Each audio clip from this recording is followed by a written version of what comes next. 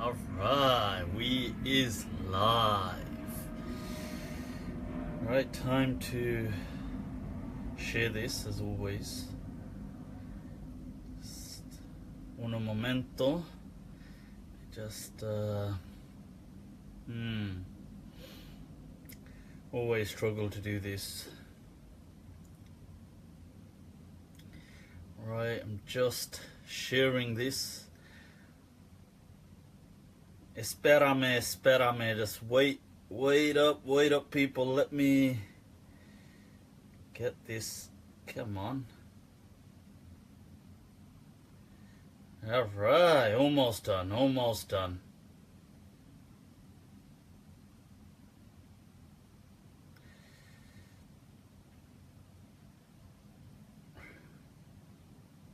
Right, that's been shared. Let's do this.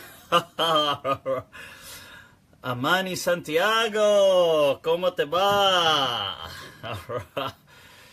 Jamaluddin, despacito, shukran.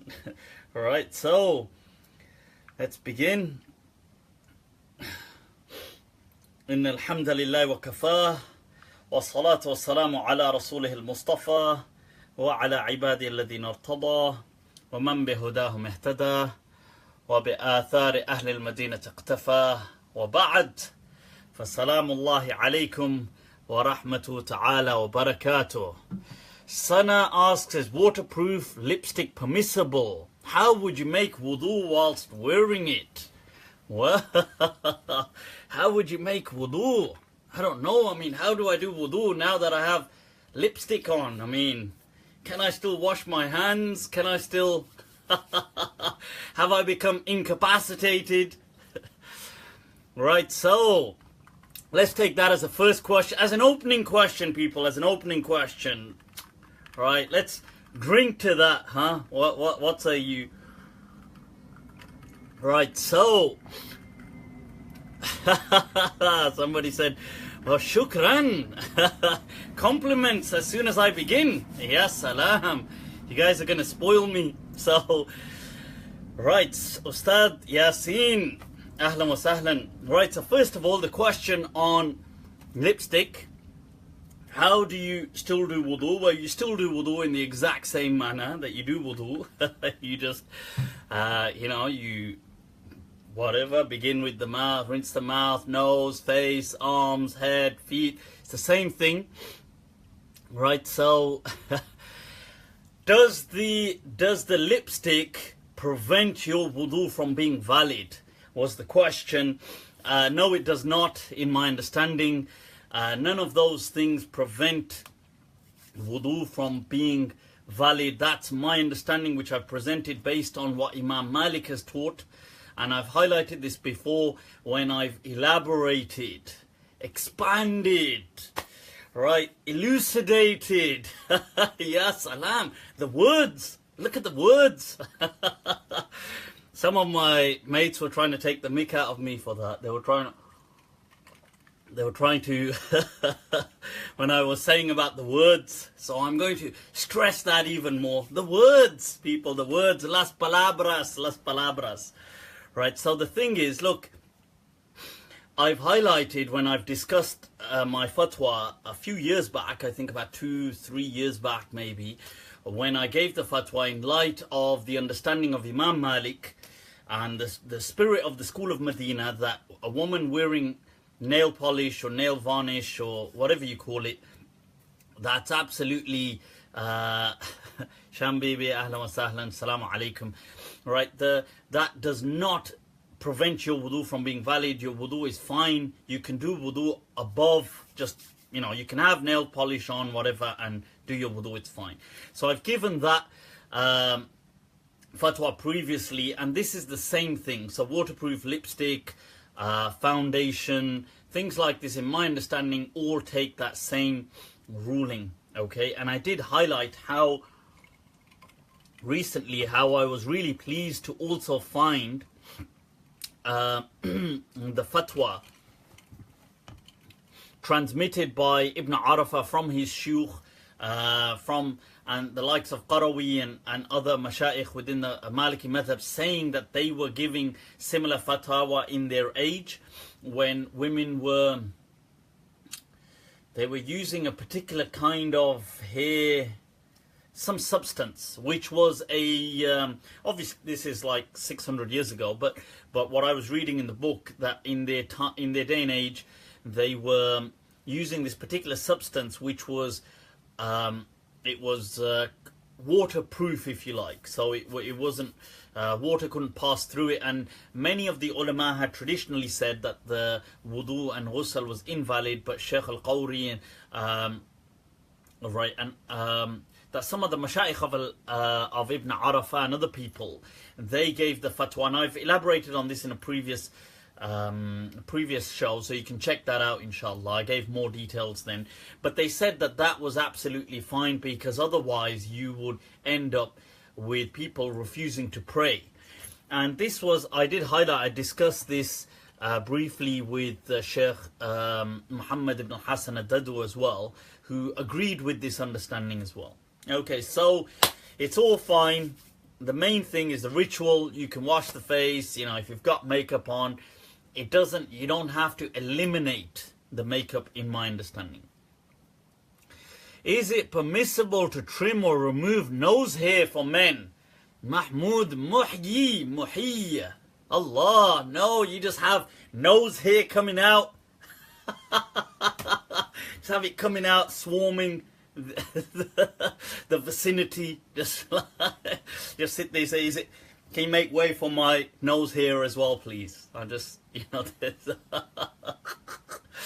Sorry, I'll be taking 2 seats, please. There'll be one for me and one for my nose hair. Right, so of course you can. Of course, look, people, we need to chill out with all this kind of stuff. Ibn Abi Zayd, look, over 1,000 years ago, 1,100 years ago almost, writes in his text that removing any hair, right, is not an issue. Okay, the only thing that there was some debate about what is the situation of the beard for men within Islam. Beyond that, there is nothing. And for women, I suppose there was this understanding that just shaving, shaving the entire head was an issue. But beyond that, and beyond the discussion of the beard for men, whatever, and there's a disagreement on it, but everything else is fine. Okay, you can remove whatever hair you want, people. Don't worry about it. This is not changing the creation of Allah. Okay?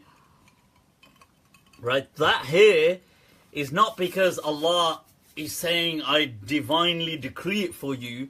It's probably just because you're from, I don't know, Pakistan, where you've been unfortunately blessed with unnecessary warmth resources in one of the hottest regions in the world. It's like where you totally don't need hair because it's so hot. But what the hell? The genes say, you know what, because of all your interracial, inter-cousin marrying, we couldn't be sparing in other things, but I tell you what, you can have the whole thing when it comes to hair. Don't worry about it. It's yours. Consider it yours. I swear, when we used to study, back in the days when I was in a madrasa, believe it or not, when they when they allowed me to be in religious seminaries back in the... So, the thing, so there were a lot of international students. It was an international madrasa and in Karachi, Pakistan. And we had a lot of these students from places like Indonesia, Philippines, some from Philippines, from Thailand, loads of Thai students. And they're all kind of, they're obviously different nationalities and everything, but they have a similar kind of features and stuff like this to them. And most of them they don't grow much facial hair. So they just have like one hair coming out here, 2 hairs coming out there. And And I remember one of the guys, he just had like this one hair coming out. And, right, and this one day it fell out. And he was gutted.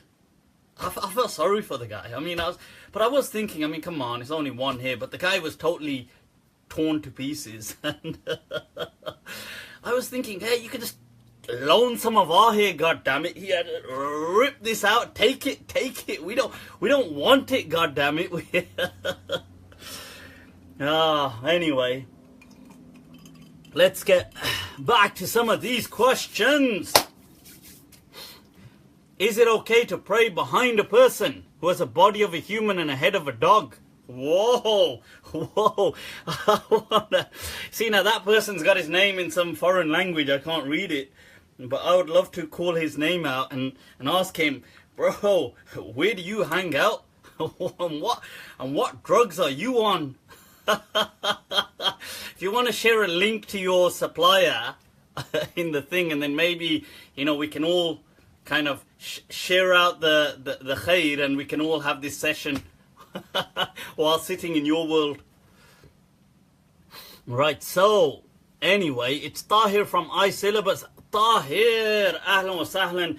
People, let me first of all say, shukran Tahir, you reminded me. There was just the RIS UK 2017 event has just come to an end over this weekend. It was held in Manchester, in Bromtown, Birmingham, the heart of England, and London. I think it was amazing. Definitely something that if you didn't go there, I think you should really in the future look out for these events. I met Tahir there and many other people there. It was great to meet the people. I thought sometimes I don't, okay, this might sound, I don't know how this might sound, but sometimes, it's, Islamic speeches aren't necessarily the most engaging of things. And sometimes, I might not, it's difficult listening to a lot of Islamic speeches sometimes. I mean, because they're just saying the same thing, and it's just, you know how it is. I'm being called a heretic already. But I have to say here, this was just awesome. The talks were amazing. Dr. Umar Abdullah gave an amazing speech about how the voice of reason is necessary. Rashida Ali, the daughter of Muhammad Ali, was there, gave a heartfelt kind of like speech which really brought the crowd to tears, and she herself, was overcome by tears. And Imam Zaid Shakir gave an amazing speech on the importance of social compassion.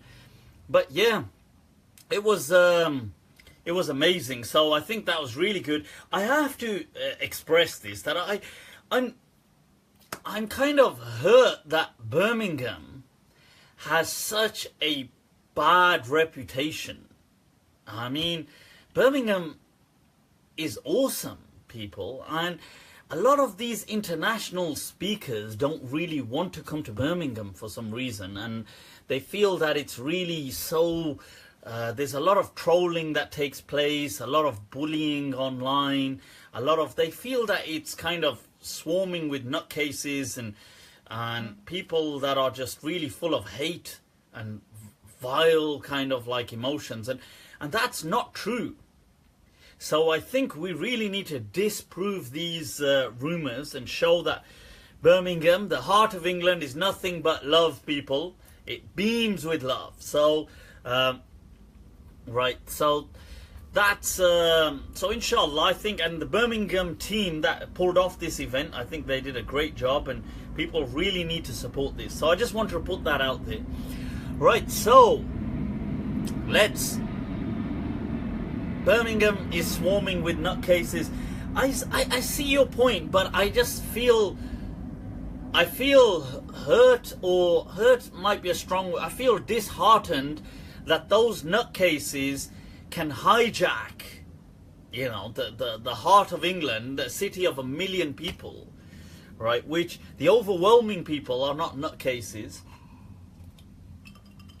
So Yeah, anyway, let's get back to some of these questions now. There's been a hell of a lot of questions. My problem is critical. It's in the inbox. I'll have to check that in the inbox later on, Idris. I've got a question. There's a hadith which supports interracial marriage. I heard that there is one which says that if you have offspring, that it will produce stronger offspring. Okay. Because marrying your cousin makes them weak. But then, the question says that didn't Ali radiallahu an marry Fatima, who was a cousin, kind of. Yeah, so Ali was technically the cousin of the Prophet, but yeah, kind of. Cousin meaning relative. Okay, so, good question. It's not a hadith as far as I'm aware, Fakhri. It's a statement from Umar where he says and advises that people should marry, that aghribu fin nikah, that you should. It's not necessarily saying, I mean, it's not against, it's encouraging all. The hadith or the opinion of Umar is not saying go find necessarily different races. It's just saying distance yourselves. That's what the word is saying, which includes, obviously, but you have to remember the world back then didn't live like, it wasn't cosmopolitan, like there weren't so many different races in one place, but there were different people. And so the hadith, or if you want to call it a hadith, right, look at this. What is the ruling on wearing super tight clothes? Did Imam Malik permit this? Look at that. Tawheed Ahmad Bappi.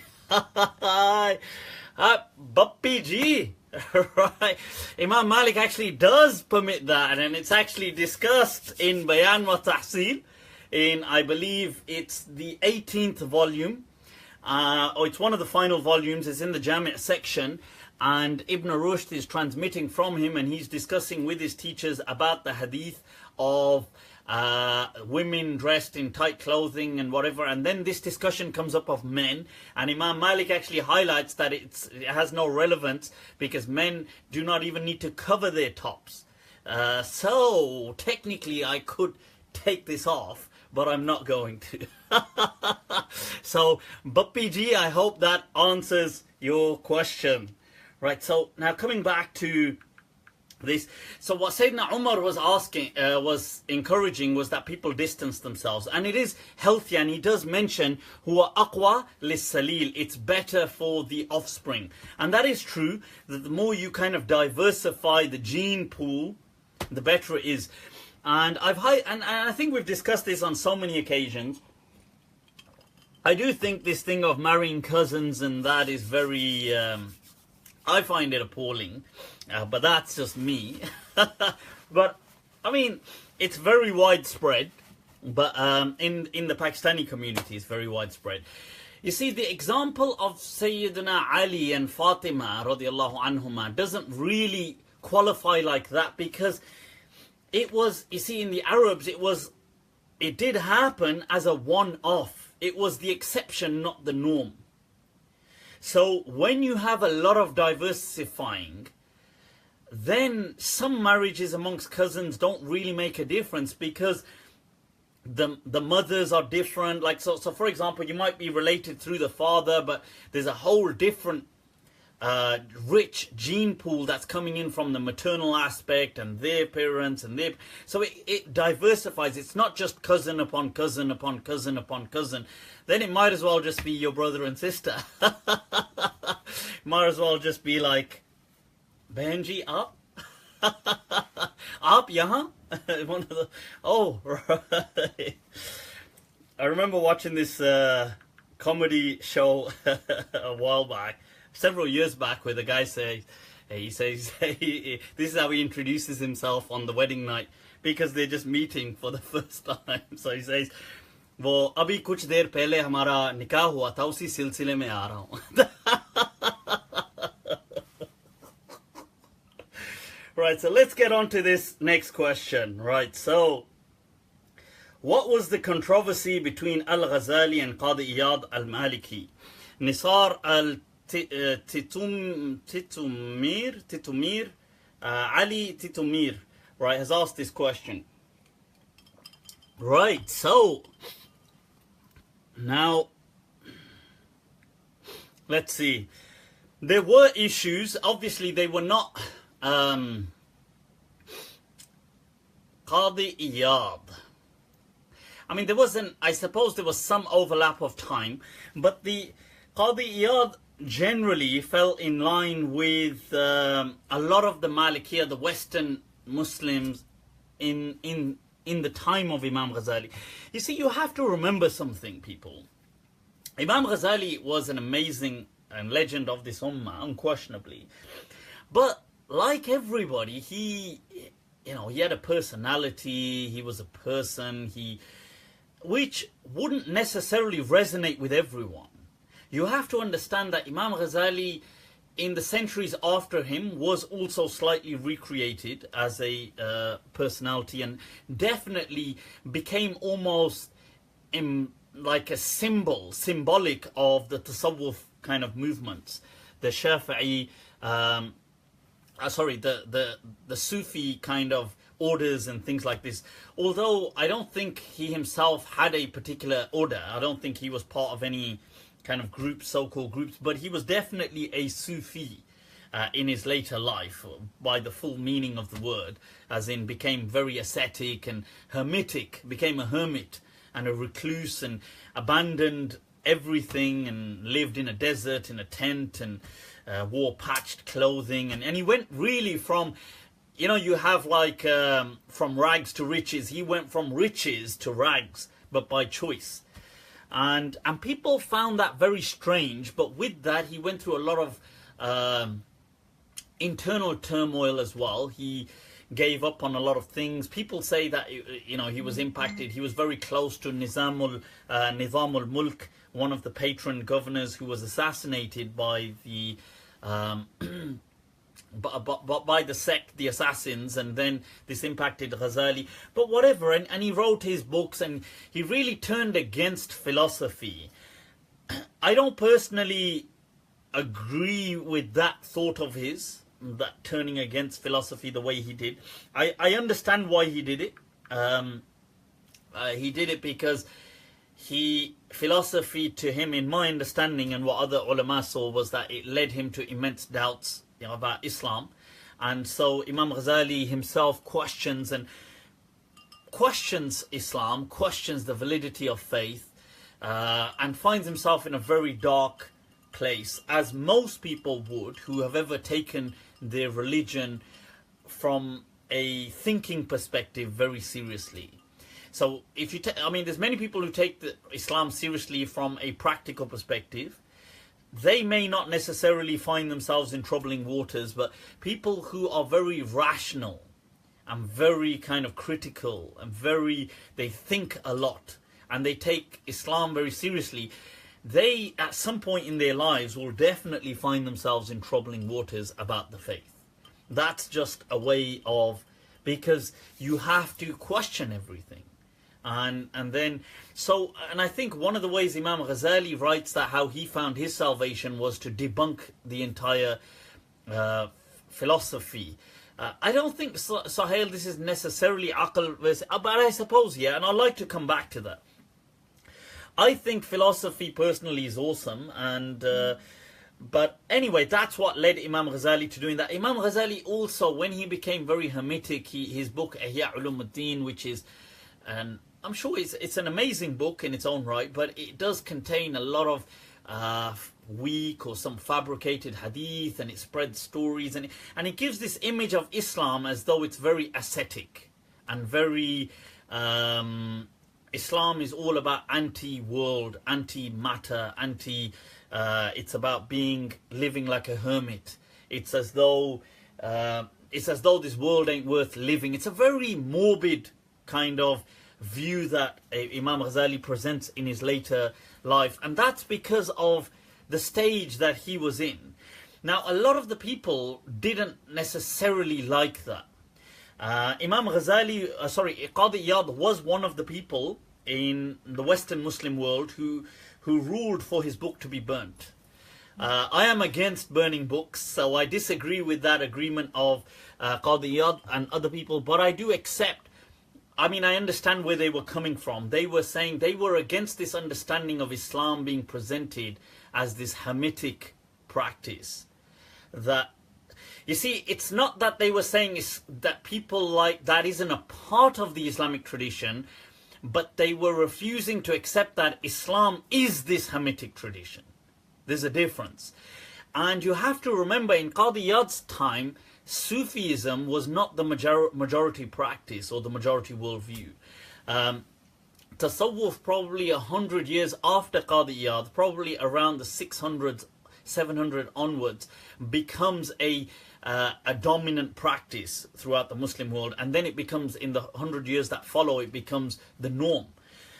Probably linked into things like the plagues, the bubonic plague, the Black Death, things like this. I believe, in my personal understanding, had a kind of link with the rise of Sufism, that it spread.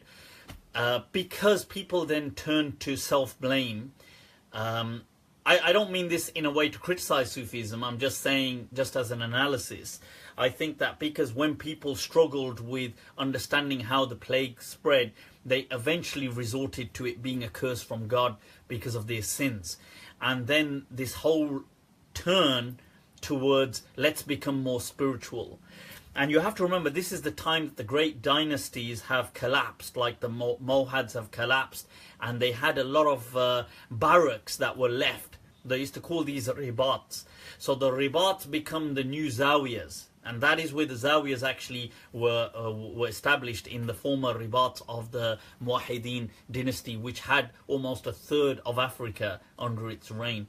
So you have to, so these are the kind of things that led to the, but anyway, so a lot of people weren't too keen on some of the things that Imam Ghazali was doing. They obviously rated him as a legend in his fiqh and usul, but you have to remember the latter day Imam Ghazali is not so much the he's not presented as the faqih, the usuli, which he is, but he's more presented as the hermit, the ascetic, the Sufi, the one who wants nothing to do with the dunya. In fact, he himself then says studying fiqh is really from the worldly sciences. He places that under studying dunyawi sciences is like studying fiqh. And I can understand that because he saw a lot of corruption and things like that. But anyway, so that was the kind of, I don't think there was a strong enmity or anything between Qadi Iyad and Imam Ghazali, but I know that Qadi Iyad was part of the general feel, the culture, Muslim culture of the West, which wasn't so down with this whole Sufic, hermetic lifestyle. And you have to remember, Andalus was very strong in a Hadithi culture. So they didn't like this thing of having weak Hadith being spread. So there is that. Ibn Rushd, would you please shed some light on the reception of Ibn Rushd's works in fiqh, especially in usul amongst Maliki jurists? I'm not sure which Ibn Rushd you're asking about. There's two. Both are accepted as legends. Within the madhab, the grandfather, Al-Jad, is more popular. Outside the madhab, the grandson, Al-Hafid, is more popular, the philosopher. Both have works and contributions on fiqh and usul. There is more work on fiqh by the grandfather, but the Bidayat al-Mujtahid, which also includes usuli opinions, and then Ibn Rushd al-Hafid, the grandson, has a summary of Ghazali's book al-Mustasfa called Al-Daruri fi Usul al-Fiqh, which I do have somewhere actually. It's a very good book. Right, so let's move on, people. Next question. But that is fascinating, by the way, and I think it's okay. I want to say it's okay to have great legends of Islam disagreeing with each other at times. It's not, somehow, oh my God, they just think of it like this. Think of, if you have a family, within your siblings, you may not always share the same likes and interests, and sometimes people don't even get on with their siblings. And imagine now a whole Muslim world. So people will naturally disagree. So there's nothing wrong with that. Okay, so people like Baqalani and Mazari also, sorry, not Baqalani, Tartushi and Mazari, they also have uttered some words of criticism against Imam Ghazali of his take and stuff like that. But Ibn al-Arabi, the Qadi, who's a legend, was a great fan of al-Ghazali, and he always refers to him as a Danishmand, the genius. Right, okay, so is it really haram to celebrate your birthday? Fatima asks, with celebrate I mean eat something with family and friends. Is it haram to wish someone happy birthday? Absolutely haram. No, it's not. It's not haram at all. There's nothing wrong in celebrating birthdays, people. Right? There's nothing wrong with that. You can celebrate birthdays. You can tell people happy birthday. You can say happy birthday, people. Don't worry about it. These are cultural practices. They have nothing whatsoever to do with Islam. Islam does not prohibit them. Obviously, if you don't want to do it, that's up to you. But you need to stop imposing, not you, but other people need to stop imposing their skewed understandings of Islam on other people. Right. Can you pray sitting down if you can't move or bend your legs after an intense leg day at the gym? Right. If you can't stand up, then you can sit down. But if you can stand up, then you must. Okay. Right. So, what is the ruling on Rashwa? Ab aaye na kaam ki baat par. That's the Rishwa, people. Rishwa. As the good old 1 2 ka 4. We have, that's an old Bollywood reference there for the old fans. Right, so, right, in countries that are too hard to get any legal things done without it, you went to Syria, you know. Yes, I did go to Damascus, Syria in the late 90s and in the early 2000s. Obviously, it was a very peaceful place back then. But I mean, there was corruption. But worse than that, Yazin, is that I've also been to Pakistan. So if you want to, Abdu, ahlan wa sahlan, tasharraft. Right, so the thing is that I've also been to places like Pakistan, and you have to remember that is probably, I think it's rated the second most corrupt country on the globe. After Nigeria, surprisingly, and I would have personally thought it's number 1, but I mean, hey, whatever. So, can you pay Rashwa, bribe? Can you pay these they don't call them bribes, they just call them whatever they want to call them, bakshish or chai pani, just snack, assistance, tofa, gift. Right, hadiyah, that's the whatever you want to call it, right? So can you pay this to get things done? The understanding is yes, you can. I do not encourage. Let me expand on that, people. Let me expand after I collect my wage. Yeah, if you can just leave that briefcase over there. Right, so let me expand on this. You can pay these kind of tips or whatever you want to call them to obtain your rights in Islam. Right, now Ibn Qutaybah transmits in his Al-Ajwiba from, I think, Ibn Mas'ud radiallahu anh, that in their time they were going somewhere and a road and access was blocked by certain people, and they said, well, you know, we need to go through, and he said, well, the person said, no, I'm not going to let anybody through, and kind of hinted, unless you pay me, and they paid him to go through. And from here they expand that, look, this is not the same as bribery. Bribery, it's in 2 kinds. One is to prevent justice from taking place. That is qat'an haram, and that is what the Prophet condemned when he said the person ar-rashi wal murtashi fin nar, that the person giving and receiving this rishwa are in the fire. The other is a kind of money that you have to pay to obtain a right which you ought to have. Okay, we've got Nizami in the house there, people. A scholar from down south, London. Ahlan wa sahlan, Nizami tasharraft. Right, so there is a distinction between these two kind of, if you want to call them briberies. Okay, one is to prevent justice and one is to obtain justice. So if the system, if there was systemic corruption by which you cannot obtain justice, except by having to pay somebody and you needed that thing done, then you are permitted to do so in Islam. And I've shown that people from the Salaf also made those payments, because these are payments that you generally would not do. You are doing them against your own will and happiness, but doing them to obtain a right that is your fundamental right. Okay, so that's the difference. Okay, next question. Circumcision, Solomon, Qomateva. Right, so we've got here a question on circumcision. I've answered this on several occasions before, that look, circumcision is anything, it's a strongly emphasized for males, that's all. Right, it is not for women, sorry, girls. Right, it is not for girls. And I've highlighted the differences in that and why the cultural practice is what they said previously. Is it an obligation?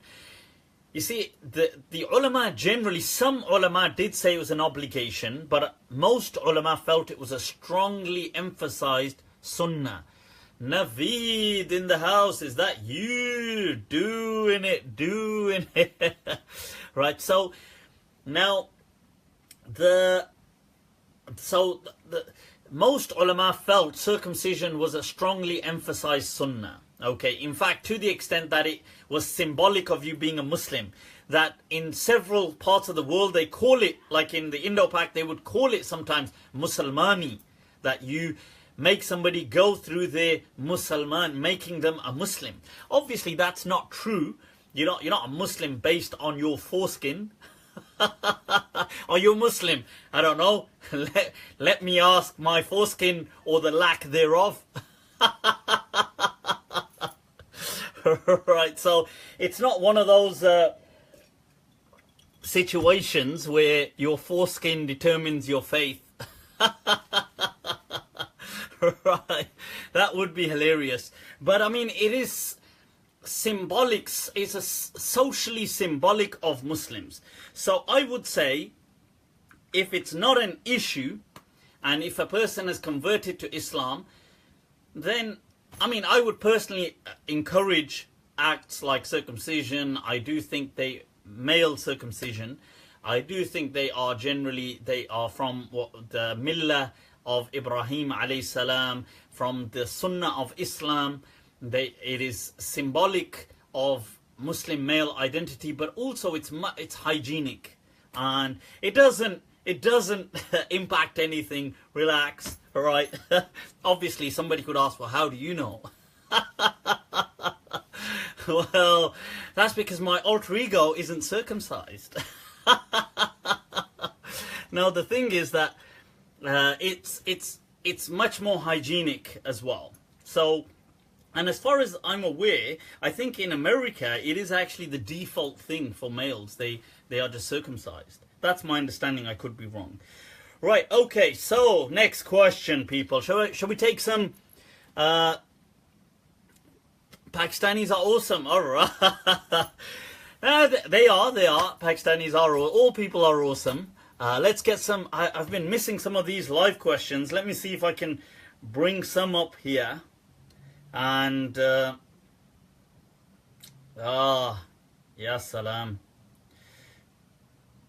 Right, what I'm going to do is just check. Right, look at the. So I don't want to. Right, the hadith about Fathur Rum, is it Sahih? How should one look at these kind of hadith? Right, Fathur Rum means by it, I take it you're talking about Constantinople. The Byzantine Empire, which collapsed at the hands of Muhammad al-Fatih. That was a prophecy by the Prophet Muhammad sallallahu alaihi wasallam, and it did materialize. So I'm not sure if that answers your question. Right, so can't seem to see the questions here. Right, so let's see any interesting. What's your opinion on Sufi experiences in kashf, seeking guidance from angels? Right, okay.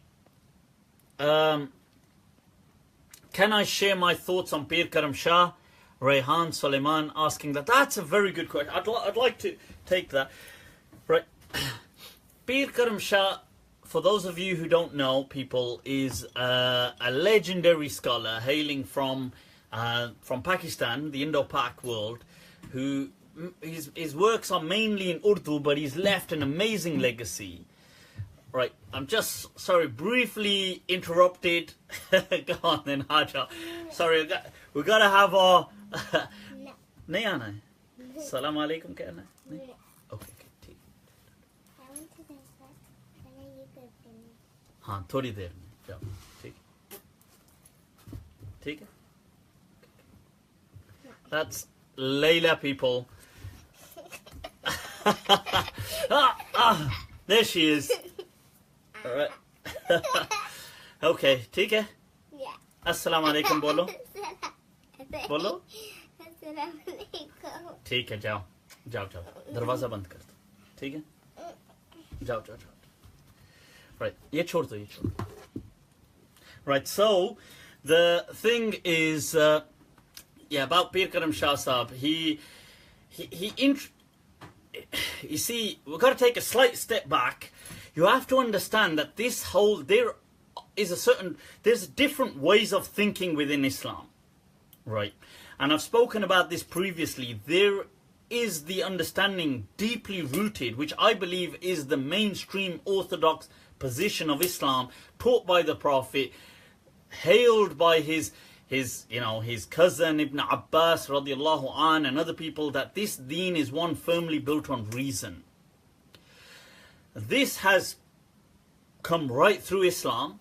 Unfortunately, at some points it's faced turbulent waters and it's been challenged, and some people who have been more dogmatic as opposed to reason based, they have kind of sometimes tried to, I don't know, snatch the mic from Islam. And then some people, there's been this struggle, this ongoing struggle about, is the Deen based on reason or is it not based on reason? Is it just something which should just be spiritual and a mystical, or even if it's not mystical, but it's just tough. It's like whatever we have, we have. And Imam Malik was very much based on reason, and many of the Malikiyah come with this understanding right through to our recent times. We've got great legends of Islam.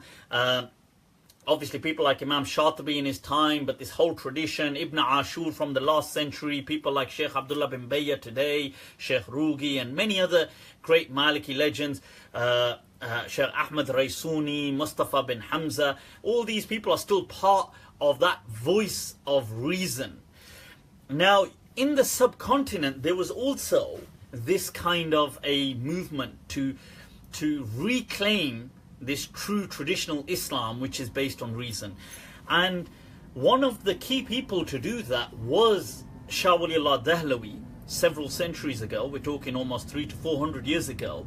Sheikh Shah Waliullah Dahlawi, he kind of revives this whole spirit within Islam, and sometimes he is misunderstood, and he's so loved within the Indo-Pak world that he is claimed by all sects today.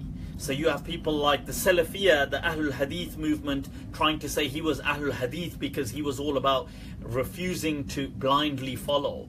Then you have the Deobandiyah will claim him, the Brailviyah will claim him, everybody will claim him. Some of the Sufis will say he was a great Sufi, other people will say he was against Sufism, and there is some confusion around some of his writings.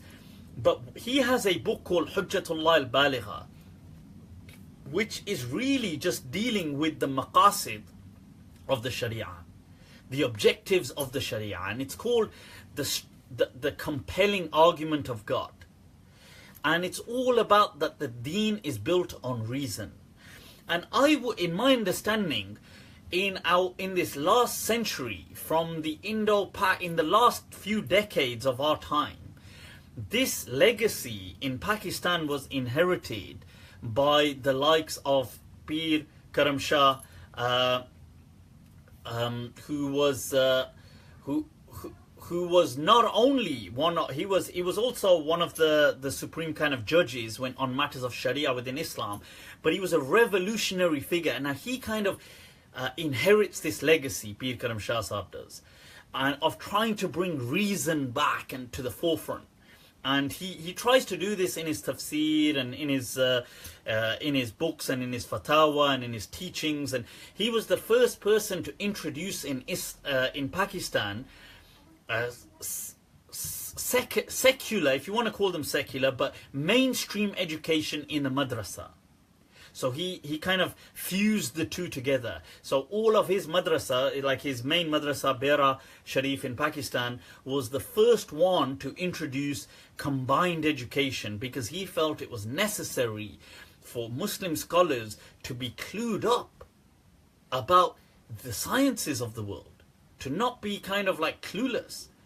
And he himself was an academic. He graduated from Al-Azhar. He had great links with the people in Al-Azhar, Pir Karram Shah Sahab did. And so I have huge and immense respect. I consider him from my indirect teachers. I studied in his madrasa in Pakistan. One of the madrasas I studied in was his madrasa, although he had passed away before.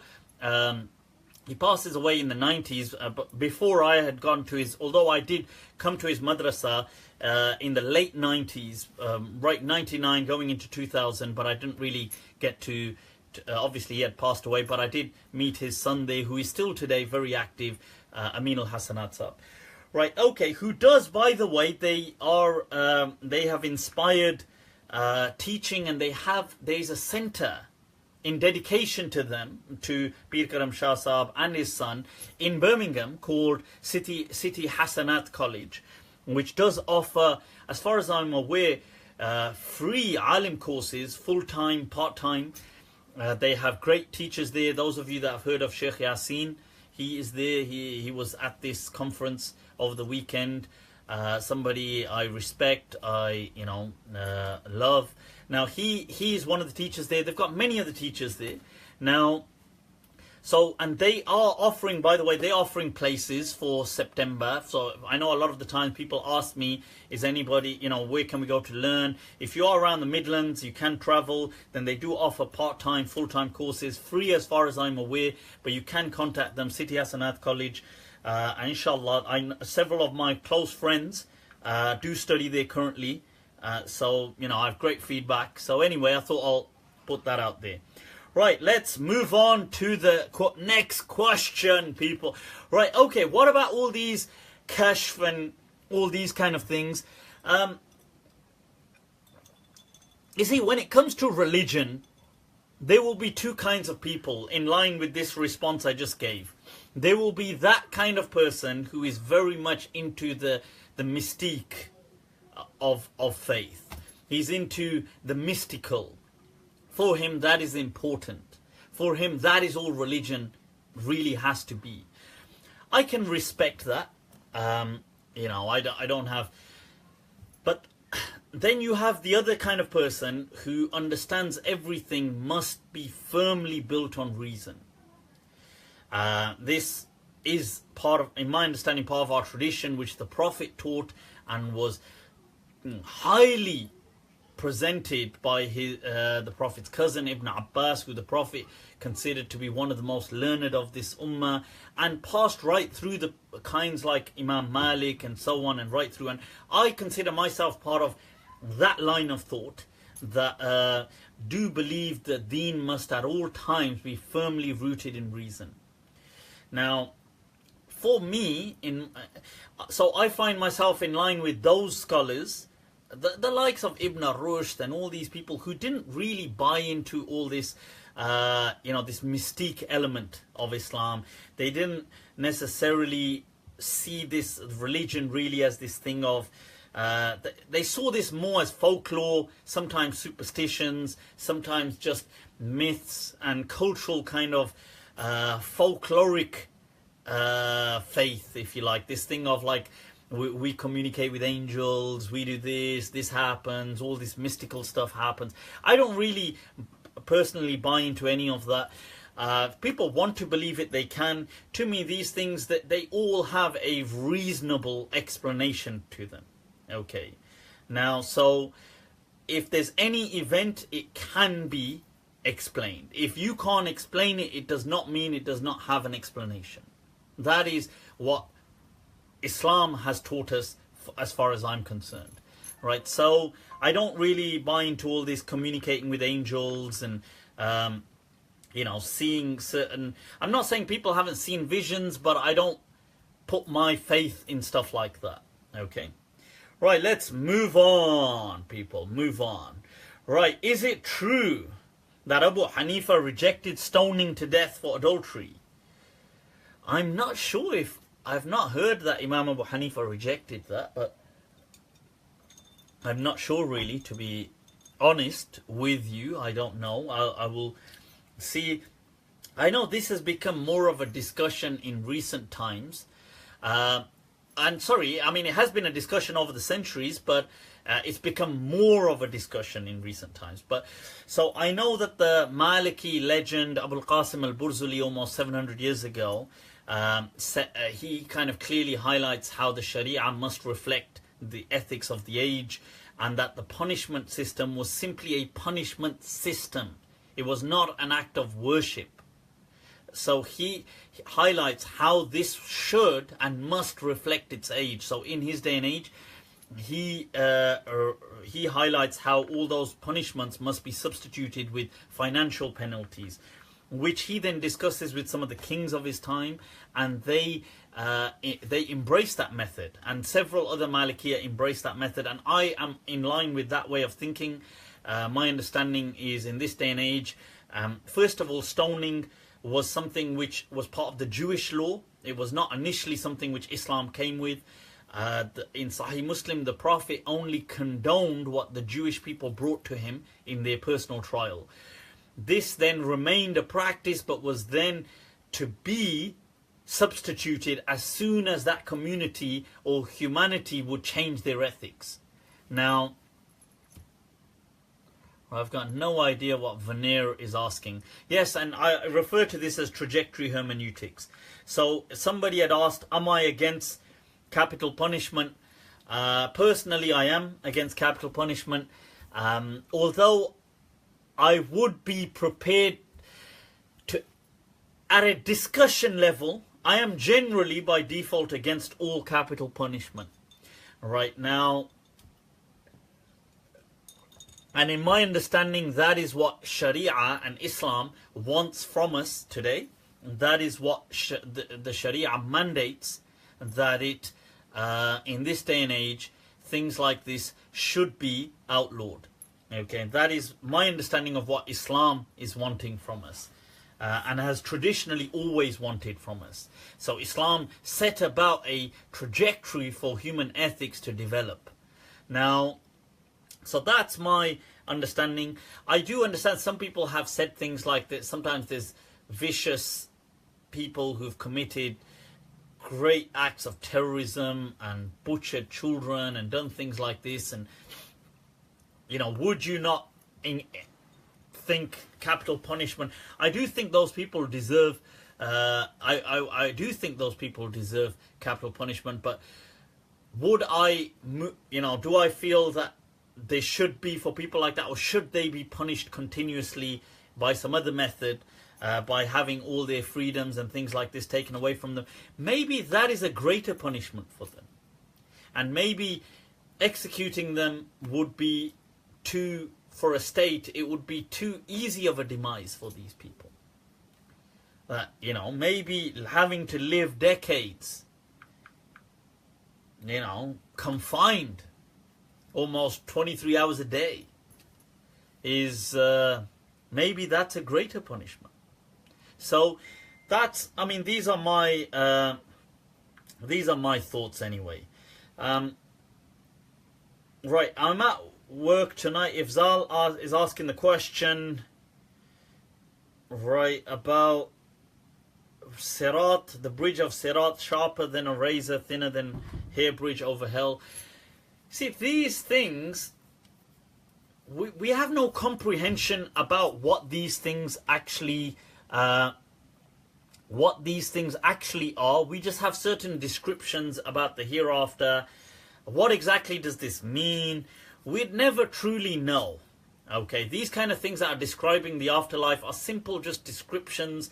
As Ibn Abbas said, that they do not have any similarity with this world except through words. Like if the word tree is used, it does not mean a tree like you know a tree.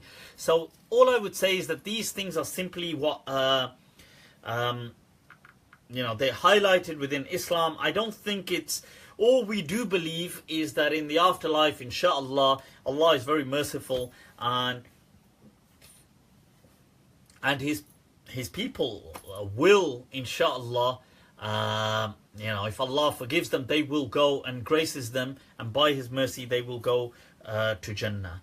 How they will get there, will they go over a bridge, will they do this, will they do what, that we don't truly know. We have some descriptions. What do they exactly mean? Allahu A'lam. Okay. Mufti Saab, do you stand for death penalty for committing adultery? I've already answered this. No, I do not. And that's in line with what Abu Qasim al-Burzali has said. Somebody asked there, how do I reconcile with the Prophet being the best and his generation being the best of people? You see, when the Prophet, you have to read what the ulama said about that hadith. When the ulama, when they write about this hadith, when the Prophet said that this is the best of times, and then it's after that, and then after that. This was relative. It was not an absolute statement. It did not mean, for example, the Prophet wasn't speaking about, for example, global economic status. He wasn't trying to say, hey, is this the best time for global economy? He wasn't speaking about that. He wasn't trying to say, hey, is this the best time for space exploration? Is this the best time for medicinal breakthroughs? Is this the best age for cancer research? No, of course not. Nobody. In fact, the Salaf themselves, when they comment on this hadith, they say that's not what this hadith is talking about. They are speaking within the context of religion, of purity to religion, as in the sincerity, the kind of when the most energy about the religion is concentrated.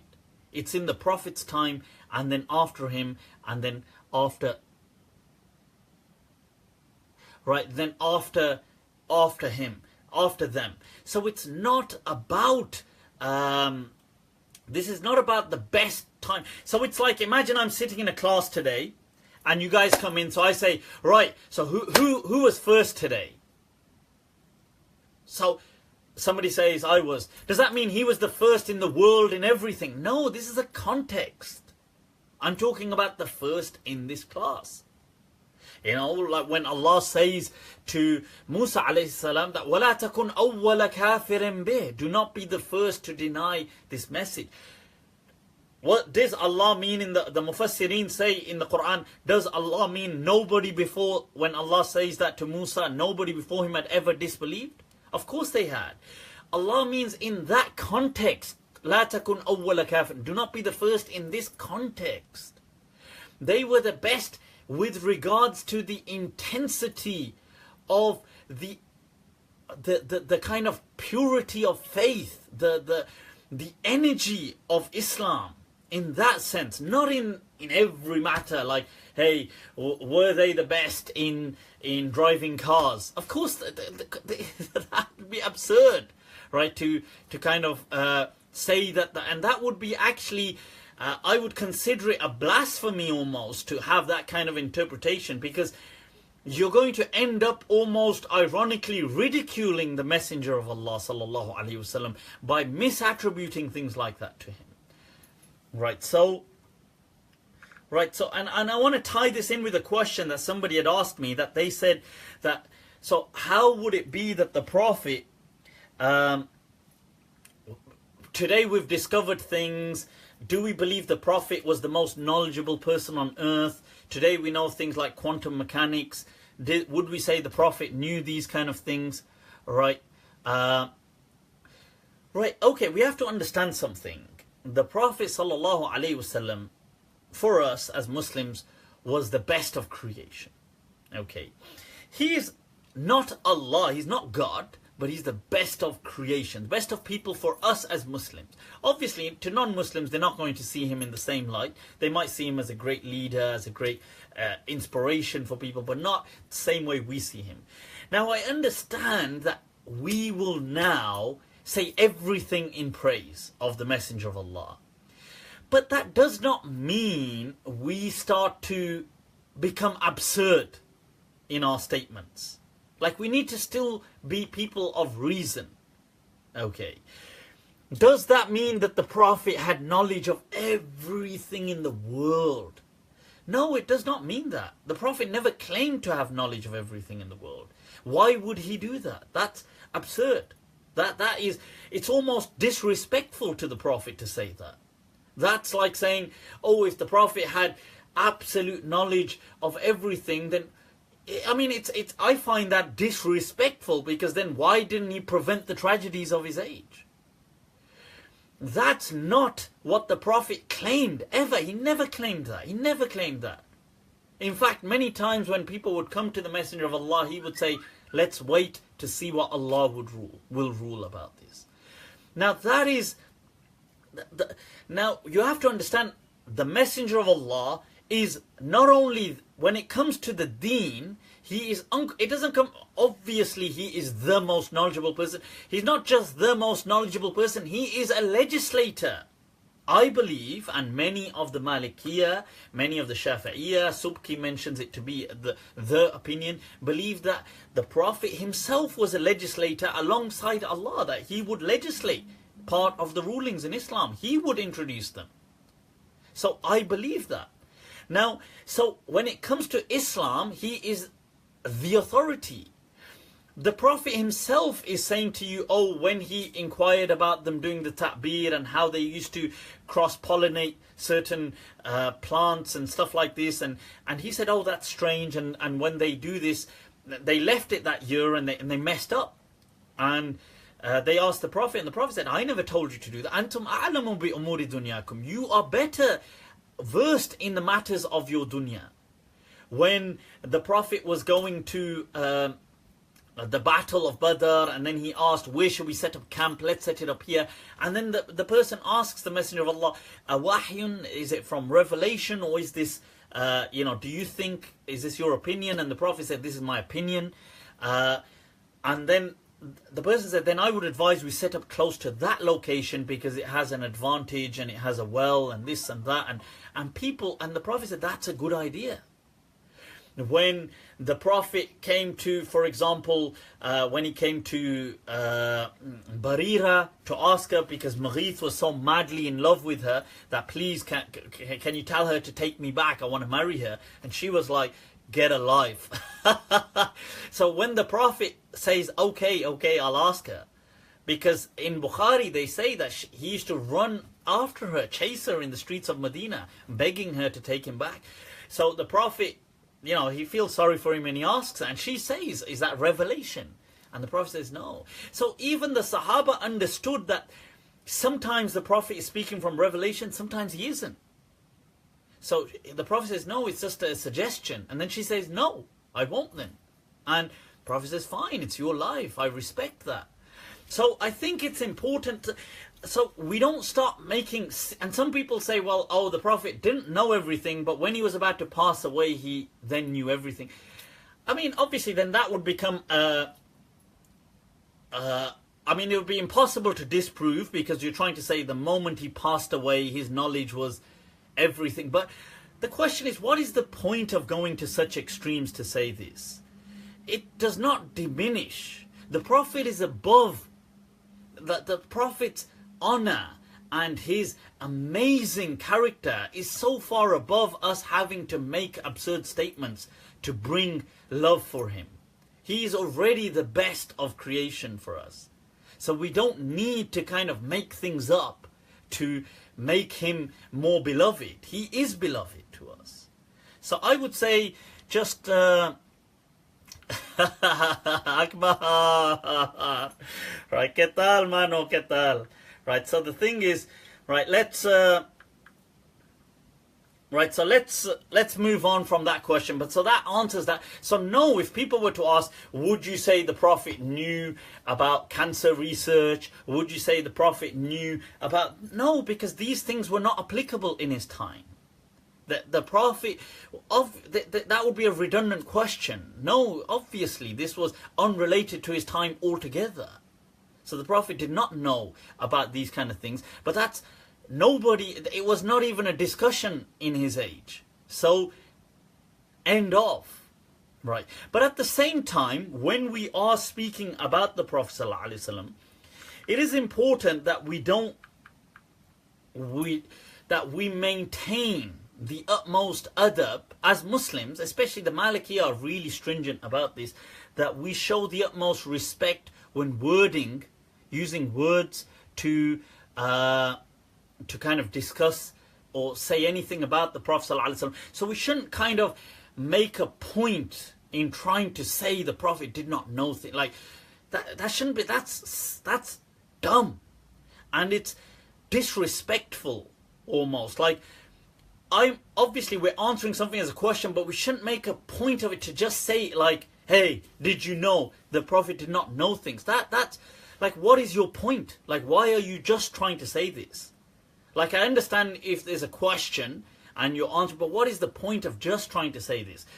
I know in the past there's this whole discussion on things like, did the Prophet know what's behind that wall? Did the Prophet's knowledge be like this? And sometimes there's certain statements that are transmitted from certain people.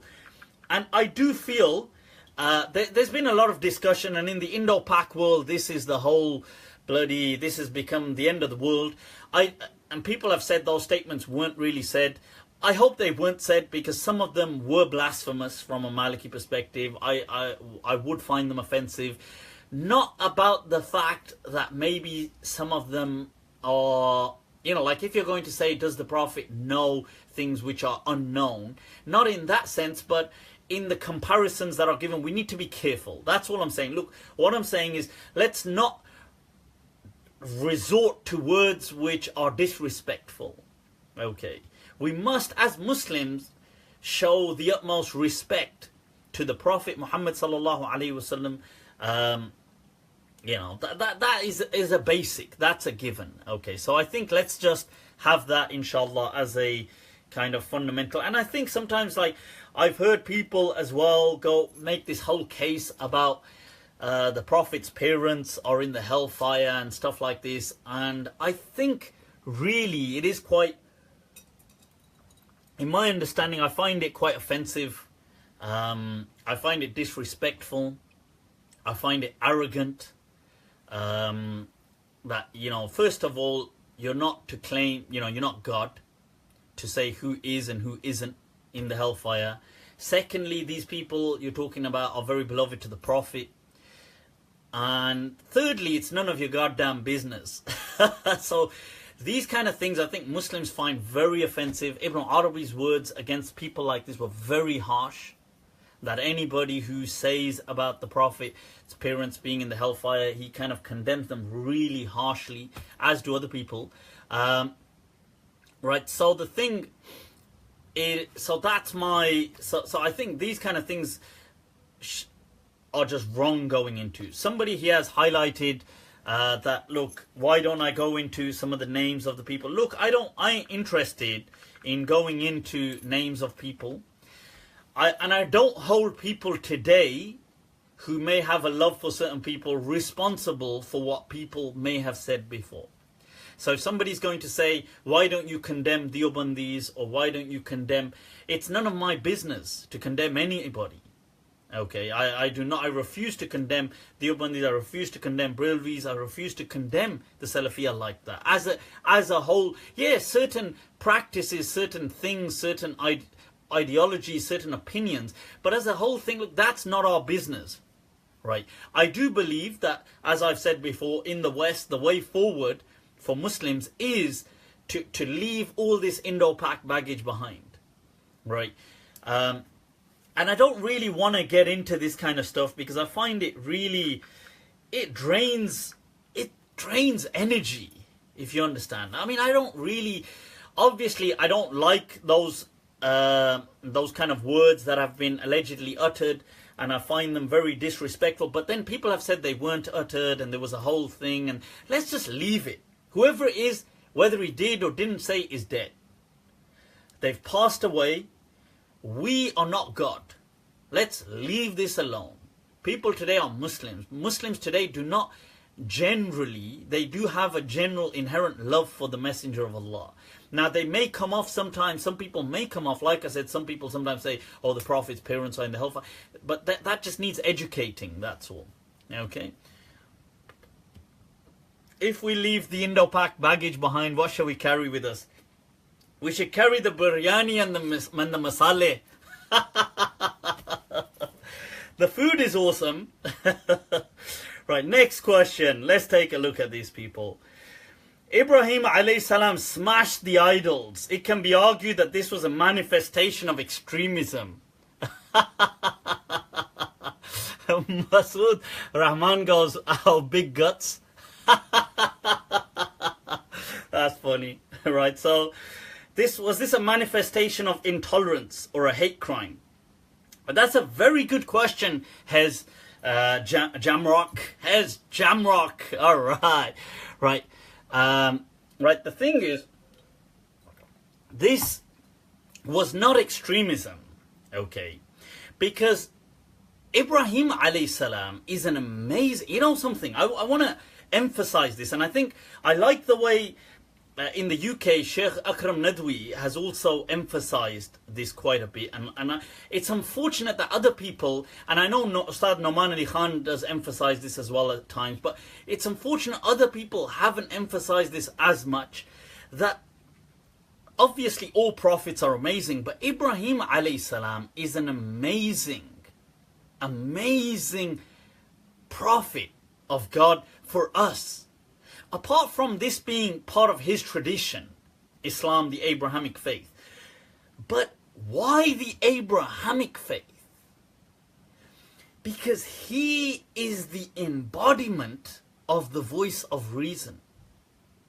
Ibrahim alayhi salam, during the entire Quran, is the emblem, the symbol of the voice of reason.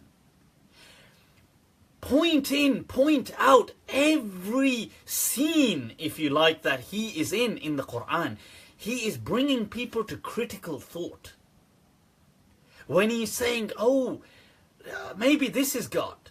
Nah, the sun, maybe the sun is God. You know, the sun gives life and it does this. And oh, the sun seems to set. How can something be God if... Right, Mudathir, ahlan wa sahlan, ahlan wa sahlan. Shukran.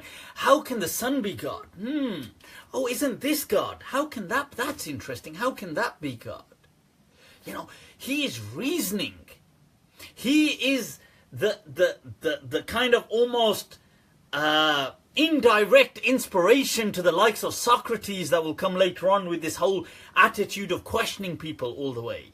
This is Ibrahim alayhi salam, Abraham, who begins this legacy of let's resort to reason. And when he smashes those idols, he does it on purpose.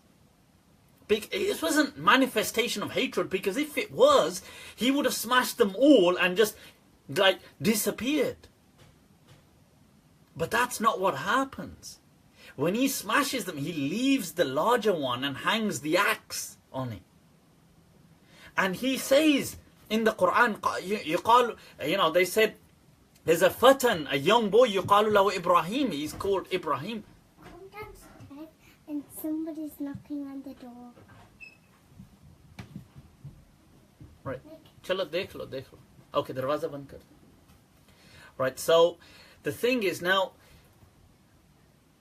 right, so when he leaves this,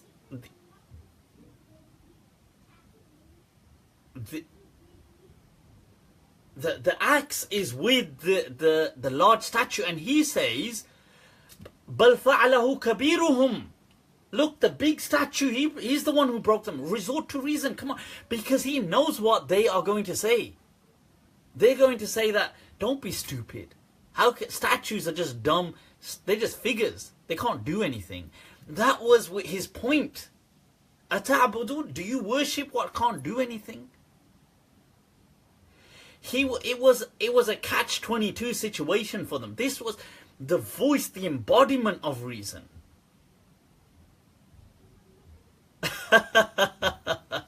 Right, so just to just to highlight that that's not.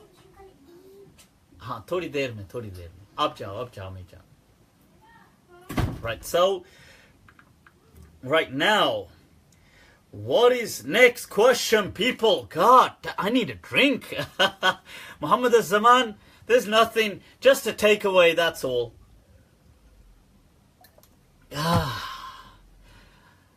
कौन कम वक्त बर्दाश्त करने के लिए पीता है? Hashtag Devdas. Right, so I've answered this question. Is the Prophet the most knowledgeable human? Advice for people who have to live with family members like parents or siblings who are always emotionally abusive. Get your own place. Get your own place, people. Get your own place. That's what I would say. If you can, people, look, and if you're getting married as well, definitely get married in your own place if you can. I mean, obviously, if you totally can't, then don't. But I would say if you can, make sure you do.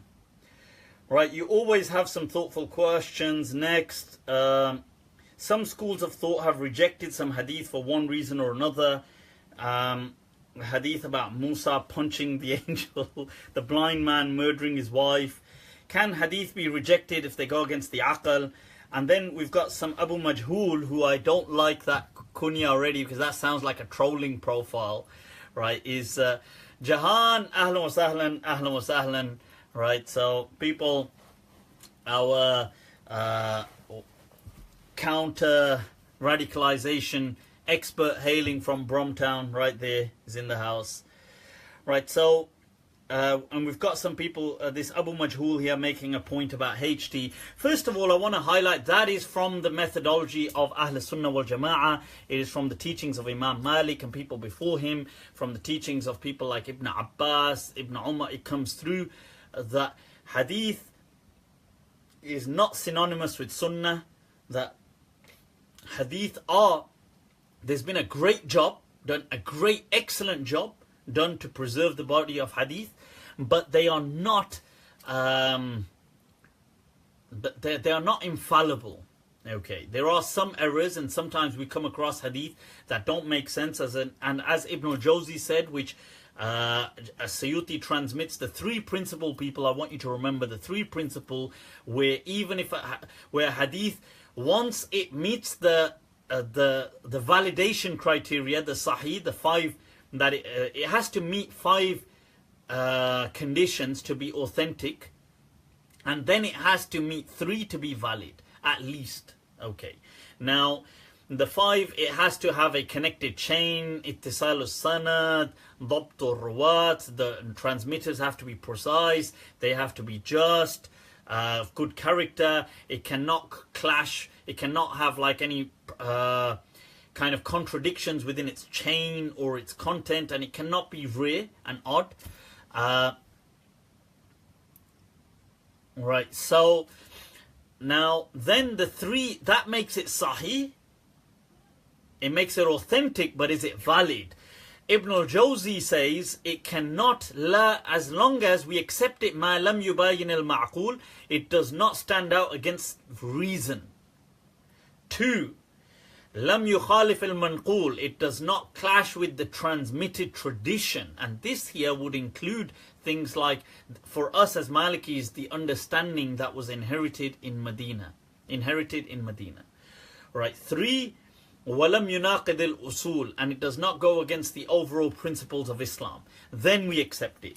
So things like Musa alayhi salam punching an angel, of death and stuff like this do go against reason. So that's fine. So, you know, we consider that something has gone wrong here. Either the person who heard it misinterpreted, or there's been a mistranslation, or there's been, sorry, not translation, a mistransmission, or somebody heard it from somebody else who thinks he heard it from the Prophet. He didn't, but something is wrong there. There's alarm bells ringing, okay? So we just quarantine that hadith. Now, and there's books and a science dedicated to this called Mushkilul Hadith, by leading people of Ahl Sunnah like Ibn Fawrak, who was the father, amongst the founding fathers of Ahl Sunnah, the Ash'ari kind of whole madhab really. So anyway, if inshallah in the future I'd like to do something on that, in line with my many projects that I'd like to do. Right, so anyway, somebody here said, don't HT say this. Do not bring HT into this. HT do not have a say, regardless of whatever they say. They are not an academic movement. They are not an ilmi movement. They are a political movement. HT people, the Hizb Tahrir, are neo-Khawarij movement. They are a modern day Khawarij, represent one brand of the Khawarij. The Khawarij is an umbrella term. They are an extremist organization that do believe in violence, but just not in the Muslim world only, not in the non-Muslim. So they say in the UK we shouldn't be violent, but in the Muslim world they encourage military coups, and they are a cancer. And although, look, I accept many of them are great, sincere people.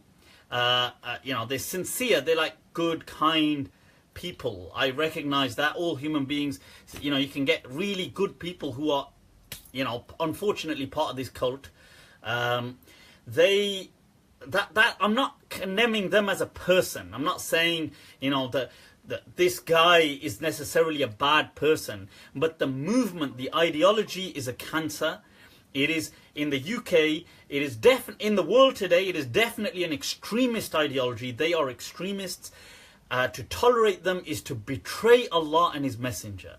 I would say clearly that anybody who tolerates that kind of ideology of toppling states, of causing military coups, of telling people that they have guilt-tripping them into doing certain things, these people have definitely kharaju, are from the Khawarij. Whether they're not from the early group called the Khawarij, but Khawarij was an umbrella term. Okay, so you have to be careful. If any of the young people around you have become affiliated with these people, you need to really guide them away from this kind of an organization. I do hope, inshallah, they become proscribed and banned in this part of the world. They are nothing but, as I see, and many Muslims see, a cancer which, you know, has, and unfortunately they are the people who produced the Quilliam Foundation. They are the people who produced Majid Nawaz. I mean, he is their production, right? They produced people like Anjam Chowdhury. They produced people that went off, and I've forgotten his name now, Omar Sharif, who went off and did the bombing. They produced people that went on later on to do the London attacks. They produced these people and countless other people, right? But I don't want to really go on too much about them, but I would say, as a sincere thought, if you know any young people that are getting influenced by them, do be wary. Your own siblings, your children around you, do not let them fall victim to this propaganda, inshallah. And I think a lot of people like Sheikh Hamza Yusuf and Sheikh Abdullah bin Bayya have done some great work in countering their ideology. Okay, right, next question, people, next question. If you have more than one wife, what a question.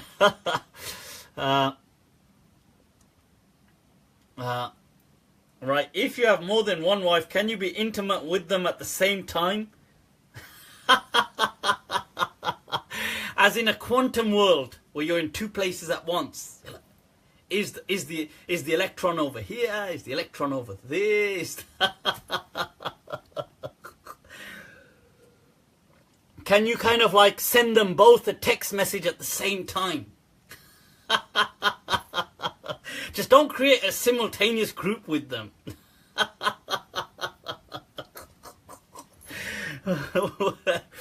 Right, can you be intimate with them both at the same time? Ahmad Ali, nate. Look, the scholars have disagreed on this kind of stuff, right? Generally, most people felt it was haram to have both, be sleeping with them both at the same time. If this is your fantasy, okay, so, right, which probably includes now most the male race. Feminists are going to be like shooting arrows at this screen right now. So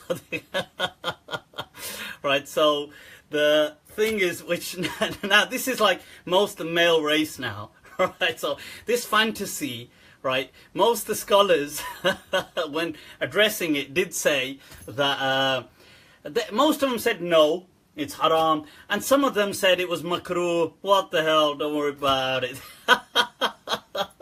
I'll tell you where it was interesting. Some of the Malikiya from Al-Andalus, where, you see, this fantasy kind of, because this is like a fantasy, obviously, of most of the male race, but then it goes a few levels higher, where it's not just two, it's like just so many. And so one of the Andalusi kings in his time, the rulers, he used to, you know, like they had their spas, so they had their kind of like, their version, like a pool, if you like, they kind of like they had these kind of like jacuzzi-ish kind of pools that they had where they would rest and whatever, like their spas and stuff. So he wanted all, not all, but several of his concubines in there at the same time with him, and what a life! Are we born in the wrong era?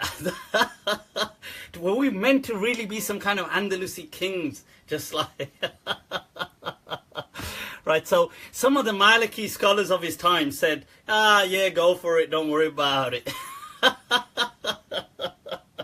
And the others kind of like really condemned these Malikis for saying that. They said, what the hell is... Other Malikis condemned them. I mean, so it wasn't like a unilateral Maliki decision. But some Malikis of the time were like, oh, what the hell, don't worry about it. Right, so they're like, oh, well, you know, hashtag boys will be boys, I guess. But yeah, so anyway, right, let's step away from those fantasies, Ahmad Ali, right? So, right, now, Malikiya were always, I tell you, the Malikiya were just on a different level. This is, right, now, what's your take on using love spaces? What's a love space? Love spaces where folks hook up. Oh my God, I feel my life has been a lie. What have I been missing out on? What are these? Junaid Khan, please leave the sectarian discussion. Somebody's asking a question about love spaces, for God's sake. I don't even know what these love spaces are. I feel like my life has been a lie. I feel like I've been deprived. Where people hook up and sometimes consequently find life partners, viz. Wife or husband. Right, so Bakari. Nate. Right, so what are these loves? I don't know what you mean by love spaces, you know, because it sounds much naughtier than I think it is. Is it? Or am I wrong? Or I don't know. I mean, well, I think I'm going to go with husn al-dhan. Whoa, a karama, people. Right, so I'm going to go with husn al-dhan here. Isa Ali said, I'll just do with one wife if I can get one. Come on, I mean, there's plenty of women out there. Of course you can get one. Somebody, if you're looking to get married, there you go, message him. There you go, look at that. A hookup right there live on Monday nights with Mufti. That's what I'm talking about. Right, so I take it by this question, Bakari, what you mean is like some kind of matrimonial or dating kind of speed dating events and stuff like this. I take it that's what. So this is a love space right now. So look at that. It's like this kind of white moth flying around. Whoa, it's giving this like an exotic feel in my library here. Right. So now, yeah, Robin, I think you missed some of the stuff tonight. Well, right. So what? It is permissible to go to these kind of dating, speed dating events and stuff like that if you want to. If you're looking to get married, look, whatever, just go out, just be natural, be human, and just get the job done, goddammit. Right, so don't try to Islamize the whole thing. Right, don't try to Islamize the whole thing. Just keep it natural, people. Just keep it natural. Okay. Now, that the butterfly is a sign, right? Whoa, Isa Ali just goes, I'm too ugly. What? Right. So, listen. Don't worry. Listen. There's no such thing as. It's just a person not knowing how to present themselves, and I'm sure that just sounds like low self-esteem. Inshallah, just get some self-esteem, man. Do whatever it takes to get some. Okay, now, Isa Ali, post your photo, and we're gonna start rating it. Imagine that. Imagine some person says, nah, I'm just so ugly. And people say, look, come on. No, you're not. Come on, behave. Look here, post your photo. Then they're like, oh.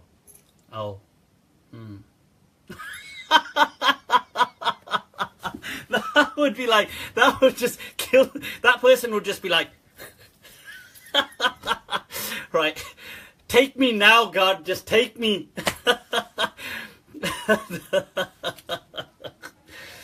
Right, so anyway. Let's get back to the topic. Right, so I think these dating things are fine. Just be natural. Yeah. Just keep it natural. Whatever it takes. That's my Zorro crying over there. Right, so the thing right now, just keep it natural, folks. But these are fine. Look, whatever it takes. Sometimes, I deal with a lot of... I speak with a lot of people going through separation, and when I speak to them sometimes about, well, what about when you got to know each other and stuff like this, and it's a shame sometimes people, when they were getting to know each other, they refuse to get to know each other. They think, oh, this is un-Islamic. I'm just going to know. Message me. If you're going to message me, make sure it's a verse of the Quran. I don't know what this is, by the way. This is like some Salafi kata for Salah.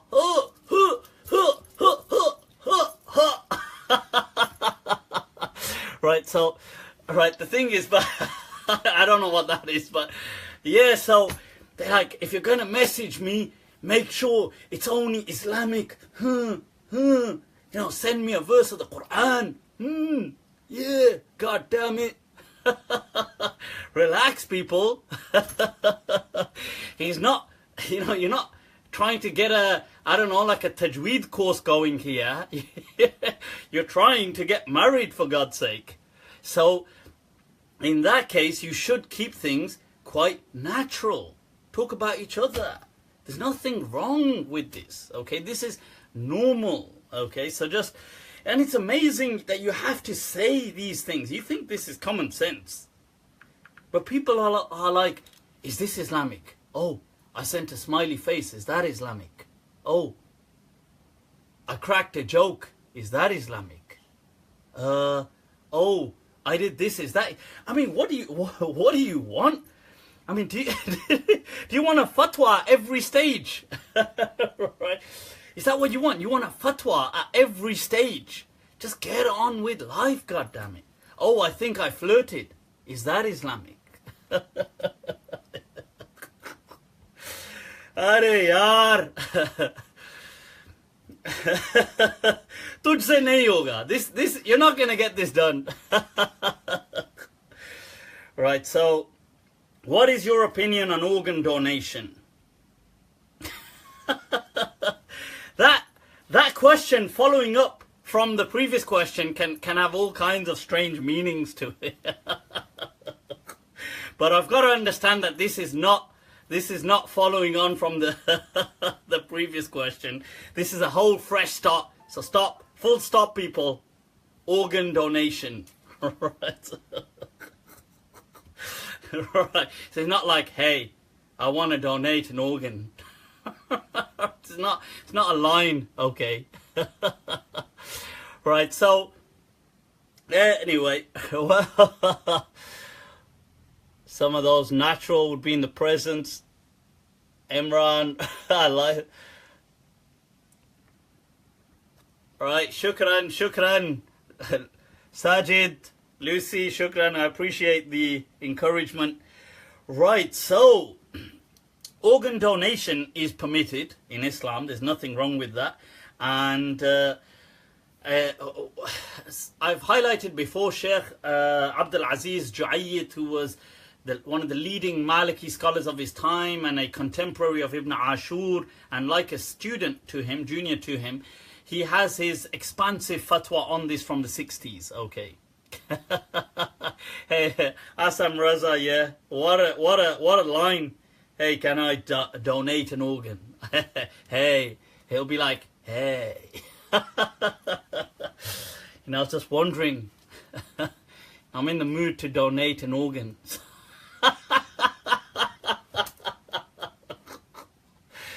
God, what was in my drink? Am I gonna, if I pass out here, right? Why is shirk worse than crimes such as murder? And this is unanimous. And is there a unanimous agreement on this? Qazi Mohinur Nahar. Qazi, that is not true. Shirk, you see, once again, remember when I spoke earlier on about context, parameters, context. So, in the context, this butterfly or moth or whatever it is, white, I don't know, it's just, whoa, it's everywhere. Yes, right there. Now, this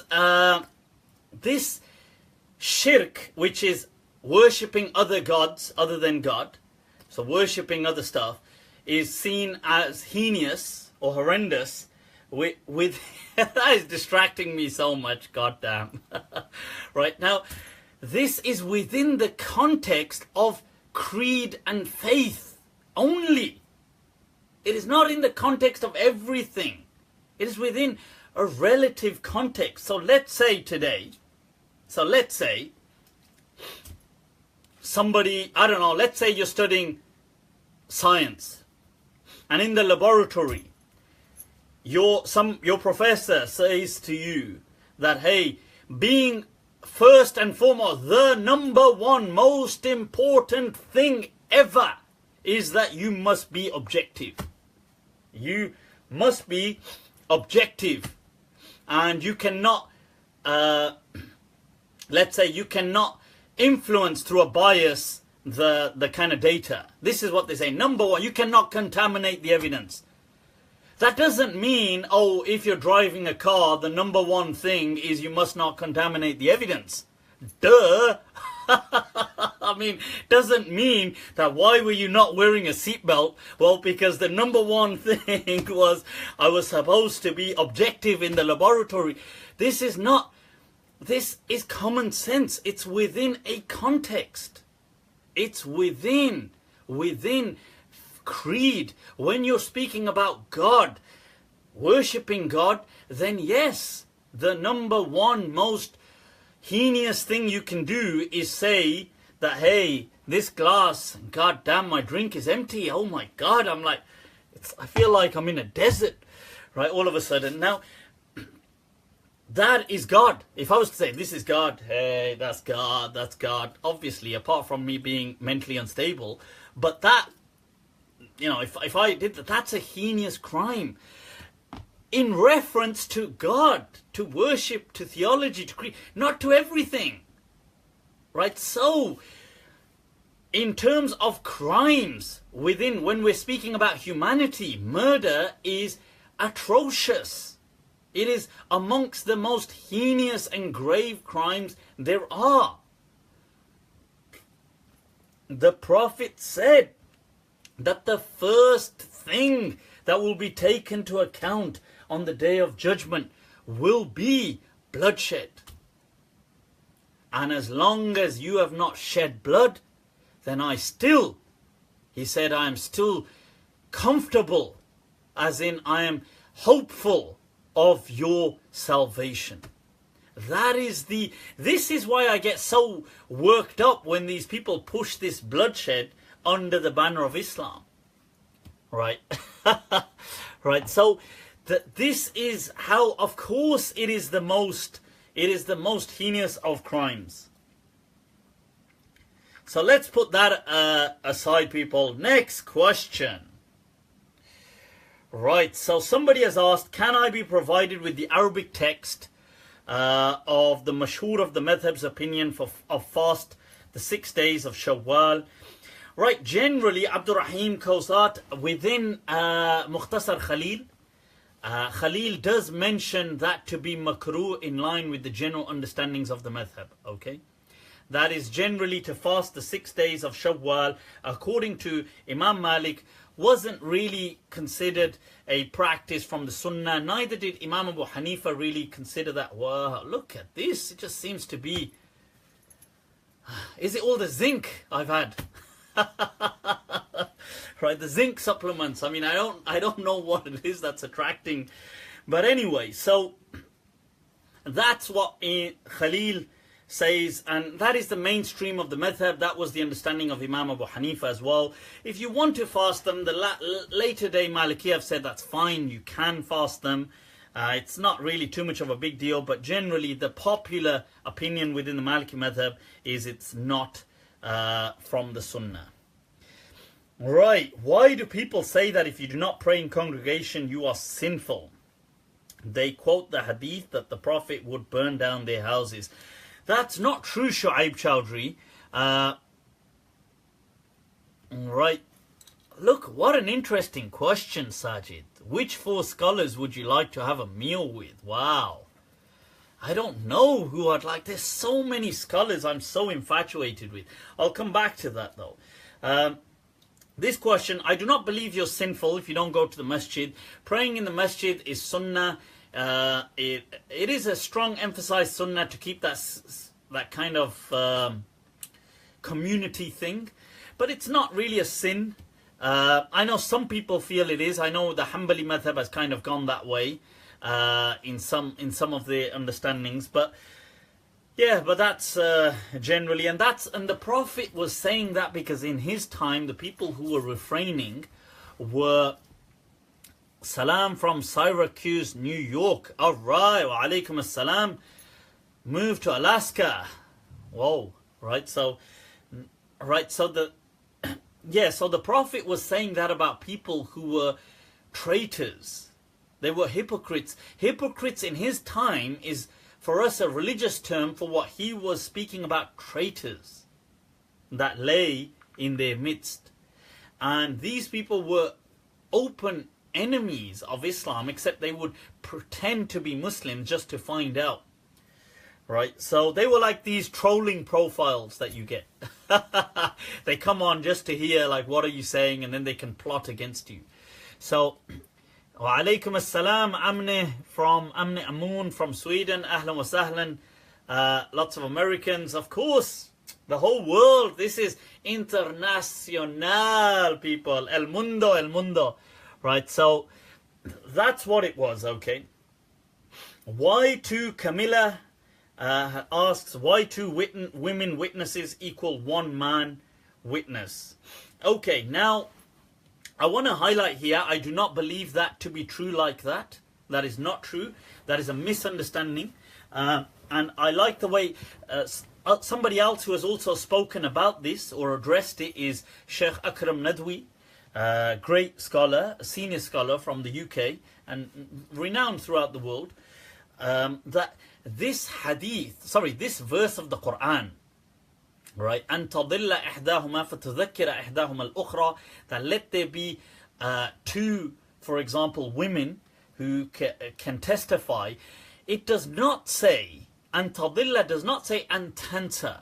Although many of the scholars interpreted that as tansa, but others, I believe Sufyan ibn Uyayna and I believe others did not. They said tadilla.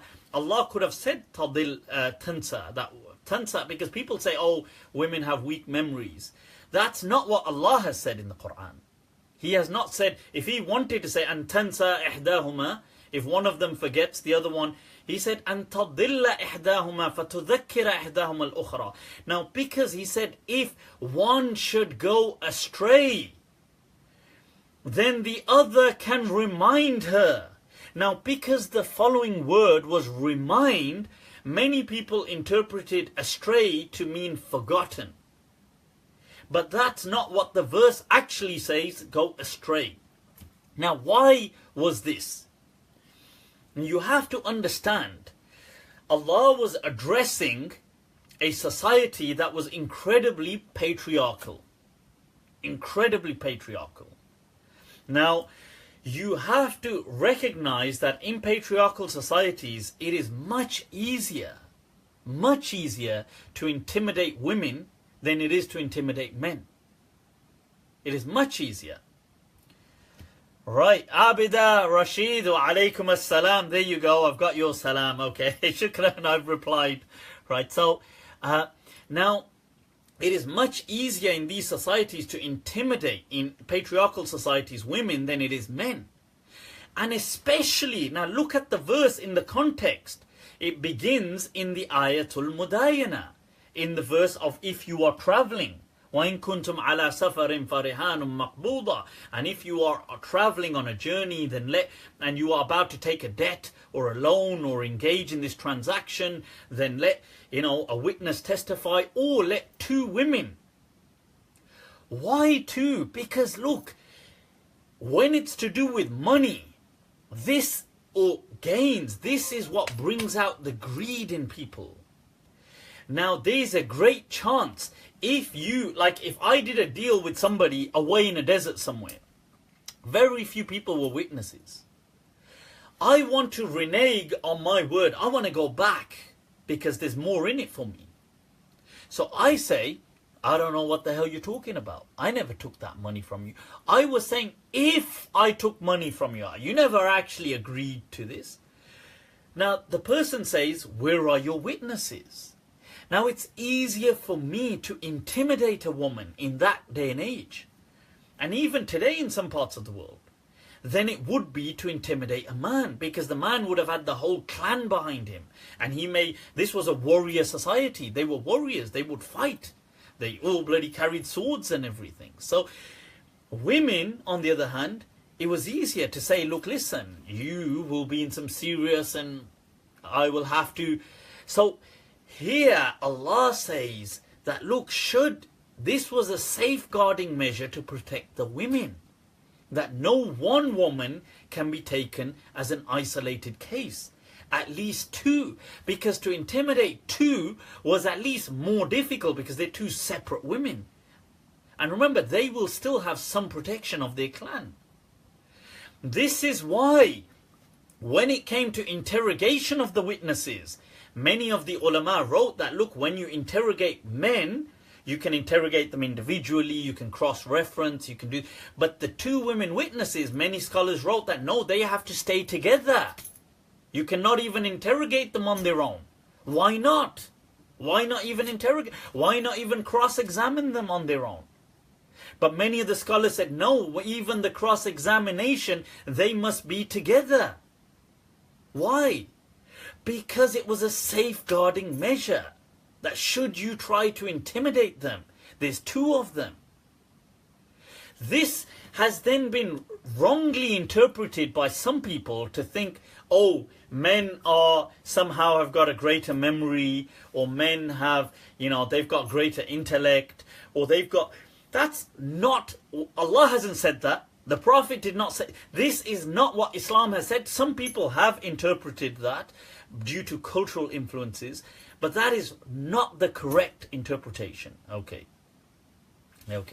How long have I been studying Islam? Well, I set out to study in Damascus in, I think, was it the year 1997? Or 97, I think I began studying. I just probably turned 18. I was 17, just about turning 18 as I went off to study. And I've got more details on my bio section in Facebook.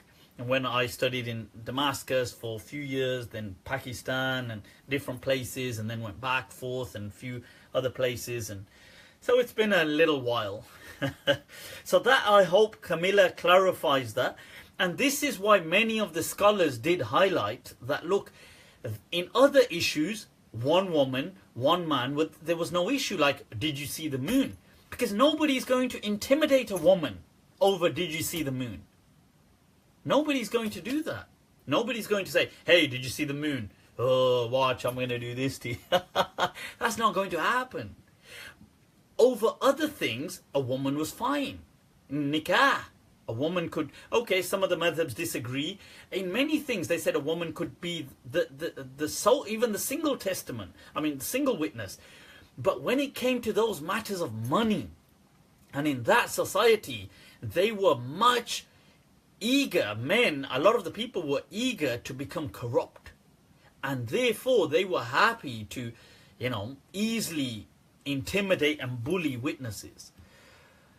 Yeah, Akbar, my age is no secret. Oh, it's interesting how with age the kind of changes. I don't know, sometimes I think mentally it's like this, they say once a man, twice a child, twice a boy, I don't know, twice a child. It's, in some things you become more childish, in some things you become more mature. Allahu A'lam. Please will you answer this question? I've asked it the third Monday in a row. Don't worry about it. Let's move on to the next question. Right, come on then. Zafar Tareen. What is the concept of anything that leads to haram is haram come from? Is there a clear proof for it? Did all the madhabs accept it? Anything that can... Right, okay, look, Zafar, that's an interesting principle in Islam called... that it's to do with basically... that al-maqasid tubarriru al-wasail, that the end the goal justifies the means, and it falls under that understanding. And people say ma la yatimmu illa bihi al-wajib fahuwa wajib, what only a wajib can fulfill. Basically, in order to do something wajib, if it can only be done through, let's say, X, then that must be done. So it's like one of those by any means necessary, and then the means becomes necessary. Right, so is this, it's not istihsan, this is a principle in itself, like, like I said, it's one of the usuli principles. You see, scholars do use it, but they kind of pick and choose. So it's interesting because usulul fiqh is great and I love it, but it's, on one hand, it ought to be something which is really... it defines everything, but when you, in reality, it kind of doesn't, because the laws are already there. Like, it's like the scholars already had all the rulings and then made up the usul al-fiqh, because that is what actually happened. The fatwa came first. So Imam Malik's fatwa, like his mutawwana, was documented century or 2 centuries before, almost, like well before his usul came. His fatwa were already all documented. Imam Abu Hanifah, Imam Muhammad's Zahir or Riwayat were well documented before, well before, Qurahi or other people are going to come along and start speaking about usul. So it's interesting, although Imam Shafi'i does speak about usul, but by the time the usul become this kind of madhabi usul that we have today, the laws have already been well documented. So people seldom do they change them based on the usul. What they will just do is use the usul where it fits. So if, for example, so let's say, should we wash the elbows when washing the arms in wudu? Now, most of the ulama would say yes, because Allah says to the elbows, ilal marafiq. Does that mean you include the elbows? Does to mean include or not? So the principle halil ghaya tashmal al mughya ilay, or whatever, does the boundaries include the boundary as well or not? And so here most of the madhabs say yes, we include the elbow. So they will use this principle here. Ma la yatimmu illa bil wajib fahuwa wajib. They'll say, look, here's a principle. But then in other things where they don't have that ruling, they will just say, no, it doesn't really apply here because of this caveat and that and so on. So I mean, that's the kind of end game to it, if you like. It is a principle. People do use it, but they selectively use it in line with their understanding of Islamic law. Rulings on smoking sheesha. Right. God, people, why do you want people to hate me? I get so much hate and trolling from people. Look, I do not believe smoking shisha is haram. I do not believe smoking cigarettes is necessarily haram. No, I mean, I do not believe it's haram. Not necessarily, I don't believe it's haram. I mean, but I don't think it's a good thing. I understand today shisha has become a social element. Cigarettes generally are not good for your health. And so I would say to people, advise them to take care of their health. But I'm not going to lie. Look, I personally do not smoke. Look, let's say my children, my daughters, I would not want them to smoke. Okay, I'm just giving you an example now. Obviously, if they do in the future, that's I won't be able to force them. But from my heart, I would not want them to smoke. I don't do it myself. I would not want them to do it. But I'm not going to lie and pretend Allah is saying you can't do it. Because it's not. I know some people, they find it easy to say it's haram, but I think it's actually the threshold to declare something haram is actually very high, contrary to what people make out. They make out that the bar is bloody down there, that every time you step over it. It's actually very high. So I don't believe it's haram now. What do you think about the new book that has been published, Muslim Guide to Have Mind-Blowing Sex? Whoa! By a Muslim woman author. Right, well, well, Khalil, waka, natty. Right, I have actually read the article that has the extract from it. Very well written, whoa. It's like, you're like, whoa. Everybody must have read it by now. Come on, don't lie. Right, so the thing is that Muslims historically actually wrote a lot on this kind of stuff, believe it or not. I mean, they never wrote like it's not the majority of their writing, but they wrote without kind of embarrassment, or they wrote quite openly. If you read the Muslim books that are like hundreds of years old on kind of sexology, if you like, they are very, very explicit, and they are very kind of, they just, I mean, it's weird because they're so mechanical about just everything. And they've got all these scenarios and their own versions of role play, and they've got all these they've named different techniques. And it's wow, it's something else. But I think this book personally is good. I think there's nothing, I think it was written with an aim to encourage women, Muslim women, to embrace sex as something natural, and I think that's good. It should be. It is very natural. I think we today, Muslims, especially from the Indo-Pak world and generally throughout the world, have suffered from colonialism. In the post-Victorian era, we've really taken on Victorian attitudes towards sex. Pre-Victorian times, you find that even the Indo-Pak world, what was India then, was India was, I mean, like the Kama Sutra came from India. I mean, it's not, you know, I mean, what more do we have to say? I mean, it's not, but they became very all hypersensitive towards sex, and it became a taboo. It became something like dirty. It became something which is okay as long as it's only done like almost with these Catholic or Christian Victorian ethics of it's okay if it's done for children, otherwise what the hell, what's wrong with people? Like, it's looked down on, it's looked as a dirty thing. Like, why are these people always so fascinated with sex? It's like, which is, by the way, most of all creatures on earth. Right, so you're going to get all creatures, and most humans, and definitely all the goddamn males are in that category. And then you've just got the hypocrite males that are pretending they're not from that category. They're like, no, it's disgusting. Why do they always... I'm one of these really...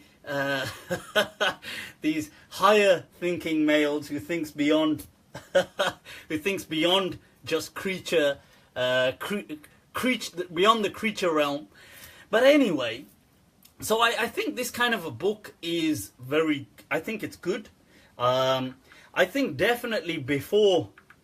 If girls are looking to get married, or before they're thinking of going into a relationship, they should... that's true, Abida, because before, heathens were described as being promiscuous and... right, and exotic, and they were considered as weird. And that's because if you read some of the books that they wrote, it's like, whoa. And they considered it a very natural thing. And even in Islam, it was considered, in the Prophet's time, it was considered too natural, that we today, we Muslims would condemn that culture that was around in the time of the Prophet if they looked into it today, because it's way too exotic for them. It's, you know, it's, but, so I would, yeah, I think these kind of writings, although they do appear very, like, whoa, shocking and promiscuous, it may appear promiscuous, but it's not really. And I think it should be encouraged for girls to understand that, especially if they're about to get into a relationship, that it's something which is natural. Islam encourages it, and it should be embraced.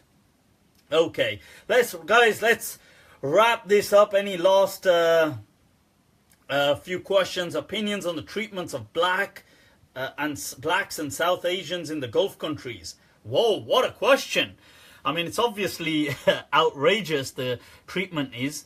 And look, the Gulf countries, wherever it is, racism is utterly unacceptable. Needs to be condemned, people. We need love, not hate. Okay, that's the thing. Right, that's what we need, right? Is it allowed to follow the opinions of any of the classical mujtahidun? It is. I am a passionate supporter of the School of Medina. I do encourage each and all people to study the School of Medina as a school, as a traditional school. I think it serves as a foundation to know you're learning through one method. But I don't believe it's mandatory that, it's haram to take opinions from other ulama. Of course you can. Of course, you know, if you wanted to take, you came across an opinion of Imam Shafi'i, Imam Abu Hanifah, Imam Awza'i, Imam whoever. This is all part of the legacy of Islam. But naturally, to learn, you will need a base, somewhere to start off. So I advise, other people may advise differently, that the School of Medina, which is epitomized by Imam Malik, I mean, he becomes the voice piece, is something that I do encourage people. I have done a talk, which is on YouTube, called The Way of Medina. It's an audio talk, it's about 2 hours long, called The School of Medina in the 21st Century. If you're interested, listen to that. I give a brief background in why not only the school and Imam Malik, but why it's the most relevant for us in the West today in the 21st century. And I do feel it's the most suitable school for us in the 21st century here. I'm not dissing the other schools, they're amazing, but I feel for us here today, why it's perhaps most suitable, because it gives us that flexibility whilst maintaining an authentic link to tradition. So it's not just going all off and saying, do your own thing. It's got a chain, an unbroken chain of tradition, right? So And if you want to learn more, I've done a video on how to perform salah. You can watch that. And you can start practicing. If you want to adopt it, it's all yours, people. This is all free. It's all there. It's your life. Practice it. Right? So I've done an audio course which is available on Facebook. You can run a search. It's in 6 lectures called the Ashmawiyah. It's a basic elementary course covering the purification, prayer and fasting according to the school of Medina. I've done a more detailed one in 20 lectures by Qadi Iyad, who I spoke about earlier on today, the legend from Muslim Spain. In 20 audio lectures, that's available. This is free. That's the 5 pillars of Islam. You can get it, download it, listen to it. I will be, inshallah, very soon having these all uploaded as audio podcasts, available both on SoundCloud and on, hopefully, on iTunes through that, and on Podbean as well. So these are some things. If you want to just understand the spirit of Islam, I've got a video called Islam in the 21st Century on YouTube. You can listen to that. How the spirit of Islam ought to be really, it ought to be light-spirited and fun and full of life and energy. And I read this amazing hadith the other day. It was brought by, it was in, what's the author? But it was actually in the tabaqat of speaking about lughwiyin and linguists and whatever. But he brings this hadith in, the amazing hadith, where he speaks about that the ashabun Nabi sallallahu alayhi wasallam lam yakun. He says, "Lam yakunu bimutamawitin wala bimutahazziqin." They were not people who were like semi-dead. Like if you looked at them, they were like that, and they were people that were all recluses. And they say no, they were actually very joyful. Wakanu, and they would often speak about the matters of jahiliyyah, Jahili poetry and things of stuff like that. So they would often speak. People say, "Can you speak about TV series?" Of course. You can speak about things like TV series. This is what they would do in their time about their Jahiliyyah poetry, the pre-Islamic poetry, which is all about war and sex and alcohol. But when it came to practicing the Deen, they were mountains of men. That's what, and that is an amazing, amazing transmission. So I leave you with that, people. If you do need to reach out to me, I'm on Facebook. If you haven't already liked my public page, do like it, people. Right, like it, share it, god damn it. Right, if you need to send me a message, you can do so. Reach out to me. If you're on Snapchat, I'm at Malm 2014, MALM 2014. If you're on Twitter, Mufti Abu Layth, that's my handle. You can add me, reach out to me. I am available. If you're in Brum Town, which is Birmingham, the heart of England, inshallah, give us a shout. You can always reach out to Muhammad Shaban. He's usually in most of my Facebook posts, and very close friend. He's on Facebook. You can reach out to him, and inshallah we will set it up. Okay, inshallah. And it's always great to meet people. Till next week, people, I'll leave you to it. Take very good care of yourselves. Assalamu alaikum wa rahmatullahi ta'ala wa barakatuh.